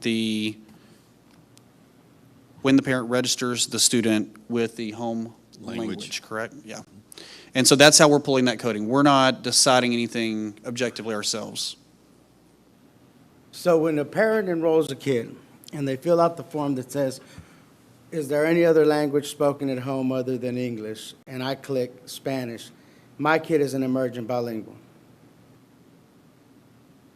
Yes, sir. That even surprises me even more. If we look at some of these numbers, most of these, the African-American scores and their actual goal is well below those of emergent bilinguals. I was under the influence that an emergent bilingual was a kid that was limited in their capacity to speak the language, but you're telling me that they're my kids, that they speak English most of the time, but we happen to speak Spanish at home. Yes, sir. It's not based on how fluent they are per se. We have students that are emergent bilinguals that range from beginner, so they may know almost no English or no English, all the way up to advanced where they're pretty fluent in terms of English, and they may just not have reclassified yet to be a monitored student. So there's not a single limited range, I would say, in terms of how to define emergent bilingual students. Now, they can exit that status when they take TELPAS, they pass their STAR test and get advanced tile and TELPAS. That allows them to transition from an emergent bilingual to a monitored student. So a student we continue to monitor, but they're no longer considered an emergent bilingual student. Yeah, my concern here is not so much for the emergent bilingual, having kids that would be coded that way. My concern is the African-American population, because those kiddos have just one language that they're really dealing in. But the discrepancy between the two scores is, it's in the double digits sometimes. And I was under the thinking that these were kids that were limited English. Mm-hmm. When you compare the subpopulations, that just, thank you. So I'm not going to spend too much time on this because we could spend 30 minutes on it. When we went through this the first time with Lone Star Governance, which we went through last year as well, and then we adopted these goals to 2030, this block of goals, right? Correct. What you've done is you've taken longitudinal data and you've put it out there in a smart fashion, whatever that acronym stands for, on achievable goals. It's not that that's our expectations. It is what we have plugged in there to see what the growth we need to accomplish what we need to accomplish to strive towards being an A-rated district or an A-rated campus. Again, you could say you want it's like No Child Left Behind. You could say you want 100% of your kids to be on level by the year 2020. Thank you, George W. Bush. But in reality, you've got to make progress. You've got to move the ball down the field. And so that's kind of what you're dealing with here. It's not apples to apples or oranges to oranges in a lot of ways. You've got to be aggressive in your goal making. But to expect the same out of everyone is going to be a little bit different in regards to what we have as far as historical value goes and what it takes to score inside of the STAR EOC system. That's about as simple as I can make it. Is that kind of how we came up with these goals? Yes, sir. Yes, sir. That's entirely accurate. And I would say, too, we also set it so that our students that had the lowest performance when we set the goals had more aggressive increases to try to close the gap by 2030. Yep. Yeah, and my concern is not so much with what the goal that we've set for individual pockets of students. The data's always brought to us this way. Yeah. My efforts are not to point one group out of the other. Anytime we get any data as a board, we get it broken up in demos. That's just for decades they've broken it up this way. I always like to look at the free and reduced lunch because it doesn't matter if you're black or white, pink or purple. If you're poor, that's usually a bigger indicator of what's going on, whether you're black, white, or whatever. My concern is just the difference between the African-American scores and the emergent bilingual. That's a big spread. Are we setting the goal way too low there and not pushing it as much? Because if we could bring that up, I guess more mine is the whys. Why is that thing so low? Can I speak on that real quick? Just maybe why it is that way. Just from experience working in the schools and working with students, being bilingual is an advantage compared to being, African American and only speaking one language. So that might be why there's such a huge difference there too. What do you mean advantage? Tell me that.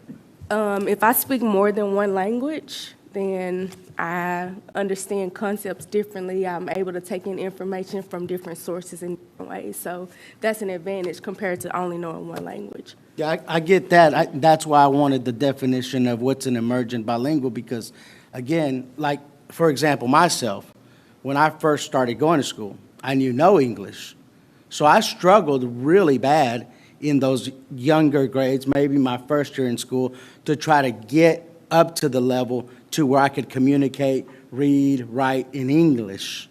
After that, then I was better and better. So I would have thought that for the kiddos who have very limited English capacity, it would be harder for them as opposed to somebody who grew up speaking English their whole life. I agree with you that if you have the mastery of both languages, you're probably learning concepts and those things. But I don't know, sometimes I just feel like that's being set low. I mean, it's even lower than our free and reduced lunch. It's just, I guess it is what it is.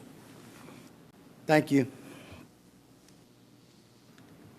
Anybody else? As we roll into STAR, as STAR scores are rolling in, so what you just saw with, especially for our newer trustees, you just saw on the iReady data, that's our through-year assessment. So you know, a dozen years ago, we didn't have really anything that was going to kind of be predictive for us for the end goal of STAR or predictive through-year instruction to guide instruction. We do have some concerns about STAR data rolling in and the data you just saw with iReady. I'm just going to go ahead and say that. And there's going to be people watching this that probably wonder what I'm saying. I'm not being critical. That's always a wondering about what you have as far as your diagnostic goes. You were here when we used MAP. We've used iReady as well. I'm not threatening a change, so my staff back there is going, oh my gosh. But we've got that wondering, because we're going to have some good data and some that's concerning to preview this. And then the other thing is how we roll into this when we go to the state's new through-year assessment STAR, to where you're going to be taking 3 STAR tests per year. You can no longer have benchmarks as well. Those are forbidden by the Texas legislature, even though they can be good data for you. So there's going to be some assessment investigation coming up. So I just want to preview that before we get into the STAR stuff, in terms of what we've been using for M-Class and iReady and Amplify. All right, well, we will jump into STAR data, and we'll start with reading. So we've showed you here, this is kind of your apples to oranges. So we're not looking at the same cohort. We're looking at third grade, third grade reading this year compared to third grade reading last year. You can see that third grade reading scores did dip, and we'll look at that a little bit more in a second with the goal. It did dip, which the iReady data confirmed that as well. In other areas, we were pretty close to where we needed to be, or pretty close to last year, or we saw improvements. English 1 was one I wanted to point out because the meets numbers there went up pretty dramatically, your approaches and your meets numbers. So we saw some good improvement. Obviously, the third grade reading being down was disappointing for us.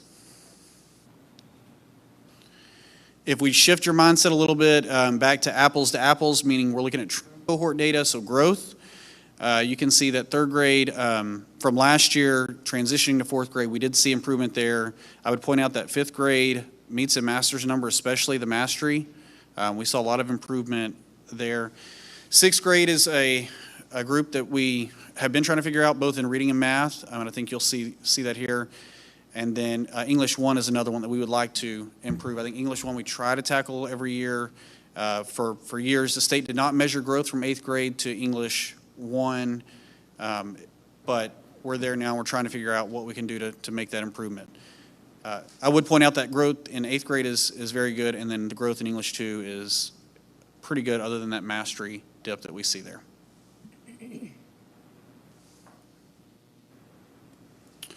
If we look at our goal for third grade reading, I'm going to point out a couple of things. So one is our goal was to be at about 72% of our students. We did see that dip that I pointed out to about 68% of our students being proficient or passing the test this year. You'll see that we don't have state numbers yet, so we don't know if the state as a whole dipped. We don't know if they went up, if they went sideways. Once we have that, that will help us with a little bit more context to understand it. Doesn't mean we're okay with it. It's just providing some context to understand if that was part of the reason we see that dip. Obviously, with that drop, most of our student groups did see a decline. We pulled the standards now. We're working to see where is it that we really struggled this year compared to prior years. If we look at our meets and masters numbers, you can see those came down with it, which to me says it's probably something with the whole grade level, the cohort. We were hoping to get up close to 50% this year, but we did see a dip down to about 43%. So we'll have to do some work to figure out why there was such a large drop this year and recover that going into next year's picture. Again, no state data yet. I'm thinking it'll be released later this week, probably Friday, but we'll have to wait and see. If we shift to math, you can see that it's kind of the same trend. That third grade group struggled a little bit this year compared to last year. Other than that, we tended to see improvement with a few exceptions. Sixth grade obviously is one where we saw a little bit of a dip. Again, this is your apples to oranges perspective, so we're comparing year over year. We're not comparing the same group of kids. If we look at cohort, you'll see the general trend there. Obviously, we saw a lot of improvement in fourth grade, Algebra 1, and even eighth grade. Sometimes those eighth grade numbers will look pretty scary, but as a whole, that group moved, with the exception of the master students from seventh grade math in the prior year. You can see here, we do got to figure out something with our fifth, sixth, and seventh grade math in terms of growth. Why did we dip so much this year, and really kind of get that going in the right direction, because obviously that's not the route we want to go with students. If we look at our goals, again, just like with the reading, we saw a dip this year below our goal. We don't have state data, so we don't know yet where the state went. We don't know if we fell more than the state or less than the state. Again, we'll reevaluate once we get that, but we're pulling the standards and looking to see what is it that caused us to potentially drop so much. Our meets and master students, we did not see quite as big of a drop. So we did see some consistent improvement there. Obviously, we still came down from last year. We would have liked to have seen that trend bounce up. But we'll, again, look at that group as a whole and try to figure out what it is that makes problems and how do we need to fix that moving into next year into fourth grade. And I'll end it with science and social studies. So science and social studies, we do not have fifth and eighth grade science scores right now. The state gave a new science test this year. They're calling it an elementary science and a middle school science test. And so they've got to reset the standards, reset cut points, everything tied to building a test from TA's side. We hope to get those by late July or earlier. We're supposed to get them by late July. We would love to see the improvement we saw in biology. You can see the gains there were pretty significant. But we'll wait and see how those come in July. Social studies, we saw a bump in eighth grade. Social studies, U.S. history is down a little bit, so we're still up, looking pretty good, but we'd like to see that area not decline compared to last year. And we'll answer any questions with that. Any questions? Before you ask, the media did report something here recently in regard to our scores up against the state and the region and some things. It did show that, this is not indicated on our report, but it did show that we're outperforming the state. Maybe it was high school scores?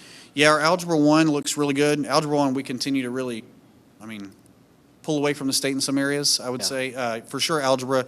Biology, we made some gains. English 1, we made some gains this year, I believe it was.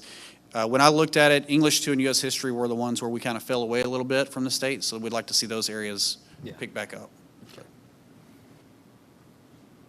Any comments, questions? You'll get a more comprehensive view of this when we finally get all of our data later this summer. Okay. Thank you. Dr. Thank Kiernan, y'all. Dr. Markle. Thank you. Okay, we're ready for our business, legal, finance consent agenda. We're going to pull F and H And D. and D. Oh, yeah, gift and donations, D. D, F, and H. Could I get a motion on A, B, C, E, G, I, J, K, L, M? So moved. All in favor? Aye. Anybody opposed? Okay, motion carries. Let's discuss D, consider gifts and Yeah. donations. Page 38 in your packet. Philanthropic community that we live in, we're so blessed that these folks have gone out there and earned, contributed their own dollars or other dollars that they have fundraised. There's a list on page 38. We want to thank Precision Civil LLC for an enclosed trailer for the Tyler Legacy Color Guard. After last year's donation from the Cavenders for the big band trailer, that's going to be nice for Legacy to go out and do that. And of course, all philanthropically raised. Caldwell Arts, that was for $62.50. $58.73, that's in $5,873. Caldwell Arts Academy PTA for risers and speakers. Those risers being Dr. Markle Auditorium? Yes, sir. And the auditorium, speakers auditorium? Yes, sir. Auditorium.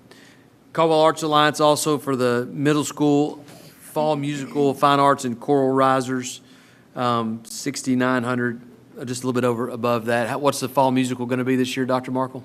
For which grade? You tell me both. Middle school.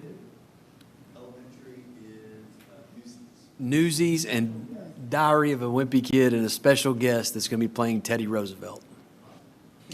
Bullish, so bullish. So thank you for for those folks that have contributed. Can I get a motion? I move we approve these donations. Second. All in favor? Anybody opposed? Motion carries. F, delegate and alternate to TASA and TASB. That'll be at the George Brown Convention Center in Houston again this year. The date escapes me. Ms. Orr? October 8th to the 11th.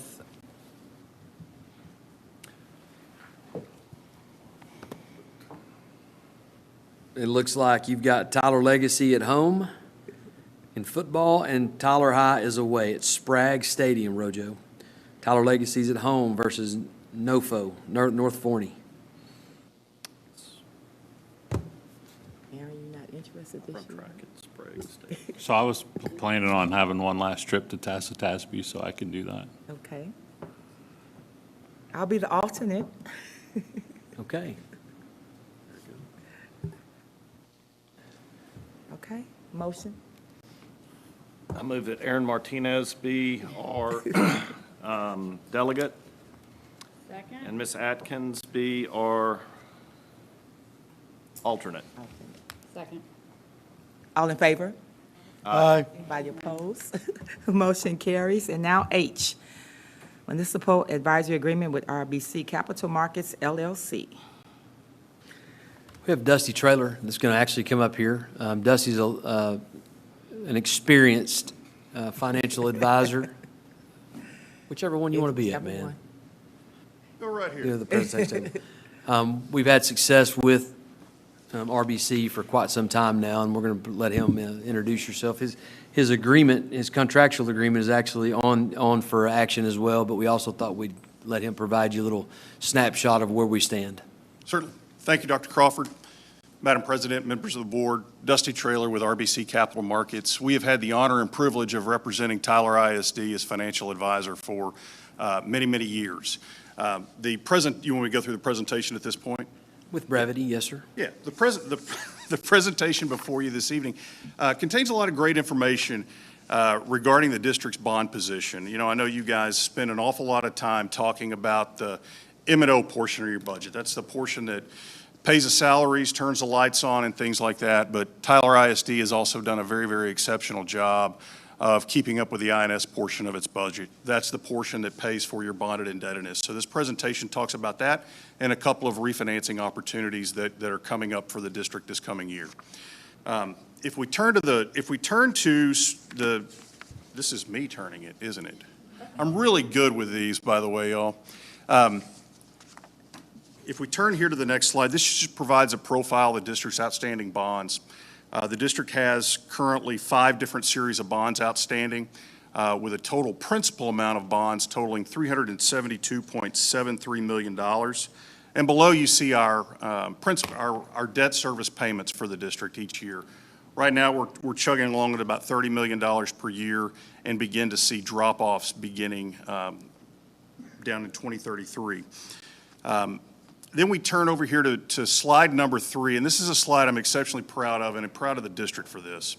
What this slide shows is a history that the district has demonstrated over the course of the past 14 years of either refinancing outstanding bonds or just simply paying off old bonds. So when you talk about refinancing bonds, you see the word refunding, but then paying off, you either see the word redemption or defeasance. That's where the district has used cash on hands, tax collections to actually go in and pay off bonds early.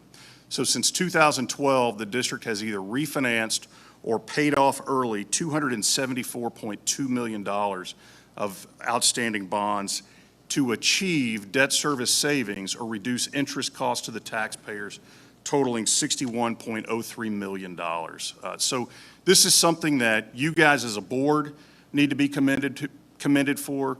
District administrators need to be commended for taking it seriously to continuously manage that INS part of the budget and help the community along in that fashion. So kudos to you guys.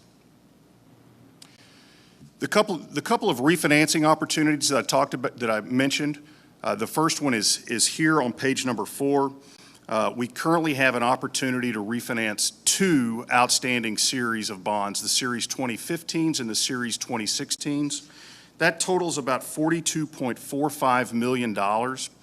And right now, that estimated savings is about $1.794 million, or about 3.36% of the principal amount refunded.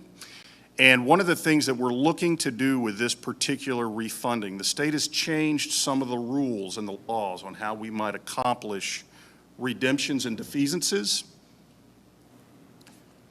We're actually going to, the plan would be to structure a part of this refunding to pay off early an additional principal amount of about $1.5 million next year, faster than was originally planned. So this again kind of helps to accomplish paying off some bonds earlier than originally planned. And then later in this next fiscal year, the 2017 bonds become callable. Right now that totals about $97.075 million. Those become callable in February 2017. Right now, we are looking at potential debt service savings of $9.5 million with that refinancing, or about $593,000 per year in debt service savings. So again, both of these are good tools for the district to look at, managing the INS portion of its budget and helping to manage that debt portfolio. Any questions, comments? And I throw around the term refinancing quite a bit, but y'all think of it just like our home mortgage. If we've got an outstanding home mortgage with a higher interest rate and the market in the prevailing bond market or mortgage market has a lower interest rate, we could go to the bank and refinance our home loan. That's what this is. This is an opportunity to take higher interest rate bonds, refinance them into lower interest rates. Couple questions, Madam President. Okay, Mr. LaSalle. Thank you. This is obviously in the bond market that we're looking at. Is this because of the current interest rate environment that we're in that you're thinking would be a good opportunity to refinance some of this debt? It's both, actually. There's two different things at play here. Number one, we have reached the first call date of these bonds. Whenever you sell municipal bonds, you're kind of bound to not be able to refinance them in the first 9 or 10 years of their issuance. So they've come up on that first call date where we could actually get to them to refinance them. And then there are portions of these bonds where it does make sense to refinance them based on bond market conditions and their original interest rates. There were some of these bonds that had, original coupons or interest rates in the 5% realm. And for instance, on this, on the 2017 bonds, we believe we could refinance those right now at about a 3.78%. So some of those bonds being able to reduce the interest rate on them by more than 1%. On the savings that you calculated for us both on the two proposals, does that include any type of service fee or management fee or any type of fee that would be charged as Yes, part sir. of the refinance deal? Great question. Thank you for asking that. Every one of these analysis, we build in estimated cost to issuance, right? Because anytime the district is going to go out and do a refinancing, do a bond issue, there's costs involved. You've got to pay your financial advisor, pay your bond counsel, pay the rating agencies, the underwriters, Texas Attorney General, PSF. So there's all those fees in there, all those fees that have to be dealt with when accomplishing a refinancing. Those are all built into these numbers we're presented. So it's not like the numbers we're presenting and then fees after that. No, it's already built in. Thank you. Anyone else? Did I get a motion on H? I move we approve H. Second. All in favor? Aye. Anybody opposed? Motion carries. Thank you so very much. Ms. Hey. Atkins? Yes, sir. Since we've done that, we need to go back and ratify something we've already done in regards to items I and J. There's a sequential order that this needs to go in. Okay. And one is going to be the engagement for bond counsel of Cantu, Hardin, Montoya. So if somebody wants to read that motion. I'll get it. You want to do I and H? And then we've got item J, which will be that an order authorizing the issuance of Tyler ISD District Unlimited Tax Refunding Bonds, which is what Mr. Trotter just discussed with us. Okay. We'll do these in two separate, if you're good with that, Madam President. Okay. Item I move that the Board of Trustees approve a contingent fee engagement agreement for bond counsel and disclosure counsel legal services with Cantu, Hardin, Montoya, LLP. Second. All in favor? Aye. Anybody opposed? Motion carries. J. Item J, I move that the Board of Trustees adopt an order authorizing the issuance of Tyler Independent School District Unlimited Tax Refunding Bonds, Series 2026 pursuant to a delegated sale. Second. All in favor? Aye. Anybody opposed? Motion carries. Okay. Thank you. Sorry about that That's mechanical. okay. Hey, thank you all very much. Okay. Just, it goes without saying, I'm a product of Tyler ISD, and it's one of the proudest things I get to do is to work with Tyler ISD in my professional life. So thank you guys very much. We appreciate Wish you still lived in Tyler, Dusty. I Said get you to live in come San all the time. Antonio. I do too. I know. Okay. Y'all be good. Thank you. Okay. Curriculum instruction consent agenda. Could I get we're going to pull F. And H. No, I believe you wanted H pulled? No. No, Or that you was in the didn't? other one. Okay. Yeah. Just F, then I wanted to pull. Correct. Could I get a motion on the others? And we're gonna pull 19, 29, no, let's see. Yeah, that was 19. So I move we approve all items in the consent. Curriculum instruction consent agenda with the exception of item F and Roman numeral 19. Second. Is 19 in the consent? 19 is not in there. It's only A Is that through later I. on? Yes. Yeah. After the- Okay. Man, So he wants, just- he wants to do the whole thing. You ready to do it all? Not yet. That's under discussion. So, And I don't know superintendent. that we've been that high in Roman numerals. Right. All Okay. right. So, Strike that, just approve consent agenda with pulling F. Second. all in favor? Aye. Anybody opposed? Motion carried. Let's discuss F. Madam President, thank you for allowing me to pull the item. It's really more of a ceremonial deal. I've talked to superintendent about this starting last year. I think we even had some discussion around this dais. We've got a one-year deal with TJC that we do with our early college high school. I had a number of concerns that it's just a one-year deal, being as we have a $38 million building built to house for our early college high school. And I wanted to look at the possibility of extending that to 3 years. But it's my understanding, after talking to administration, that TEA requires us to look at it every year anyways. Just review, not approve it. We could move to approving a 3-year deal if TJC wanted to do a 3-year deal. And I just did 3 years because I thought it should concur maybe with the trustee's term. Give us a little bit longer length, or like a superintendent's contract. We renew that once a year. We kick it out once a year. I'd still like to consider doing that. I would still like to look at doing a longer-term deal with TJC, just a term. All the other items on the memorandum of understanding are fine. I just want to give us a little more room there with the understanding that we still have to ratify this every year, because that's one of the stipulations that TEA requires us. So that's the only thing I had on there. Hopefully, administration will look at doing a 3-year deal when this comes back to us next year. But I welcome anybody else's thoughts or ideas on it as well in administration. Thank you. I spoke with Mr. Lasea earlier today. Part of TEA's, I'm sure the reason they want us to come back and look at the agreements and ratify is because of any type of any budget risk that could be on our side or on, in this case, TJC's side as well, in regard to fees, lab fees, textbooks, and kind of how they go up and down as well, along with any state funding that may be in jeopardy or at risk as well. So we did look into it early after last year's June meeting and then kind of shelved it. My apologies for not getting back to Mr. Lasea in regard to that. And then we came back here with this 1-year adoption. We'll go back and gauge the interest on TJC as well, because we'd have to have a partner in regard to doing a 3-year term and their commitment to do that. But at the same time, the TEA guidelines for early college high school, if I'm correct, Mr. Jones, is that it would require us to come back and review this annually no matter what?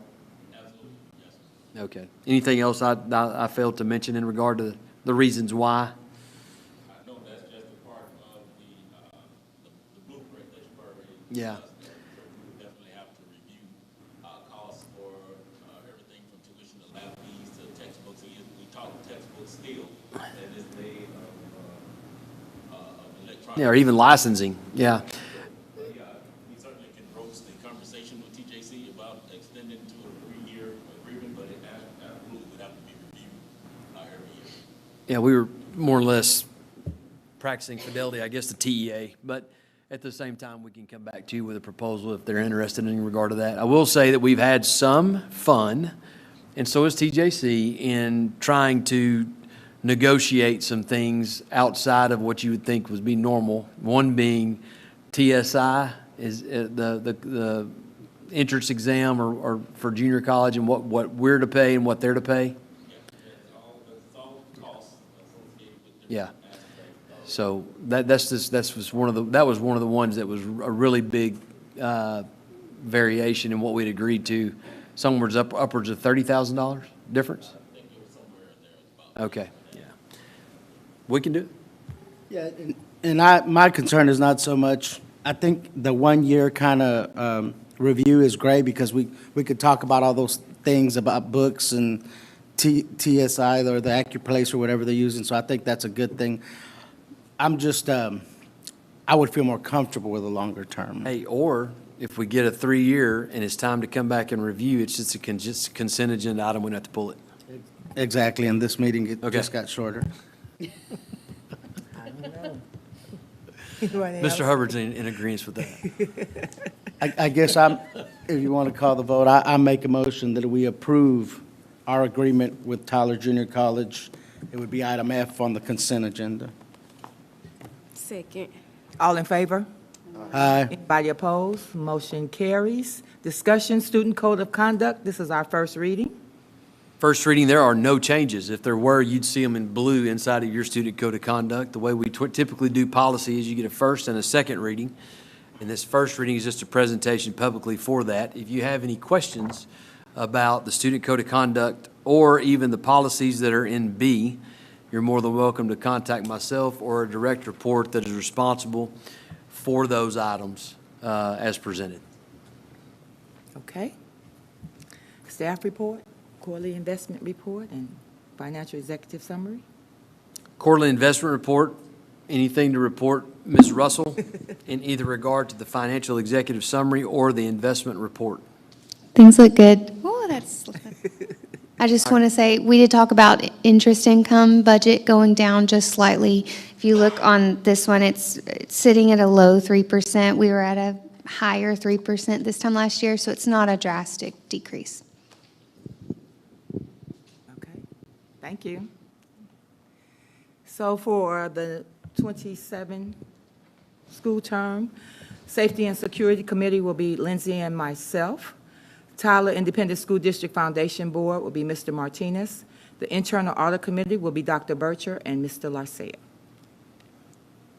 Thank you for those appointments, Ms. President. Okay. Future business, July 8th, the wonderful graduation of Wayne D. Brochure Center for Exceptional Programs. And then our next regular board meeting will be July 20th, 2026. Could I get a motion to adjourn? Second. All in favor? Aye. Anybody opposed? Okay. Y'all agree?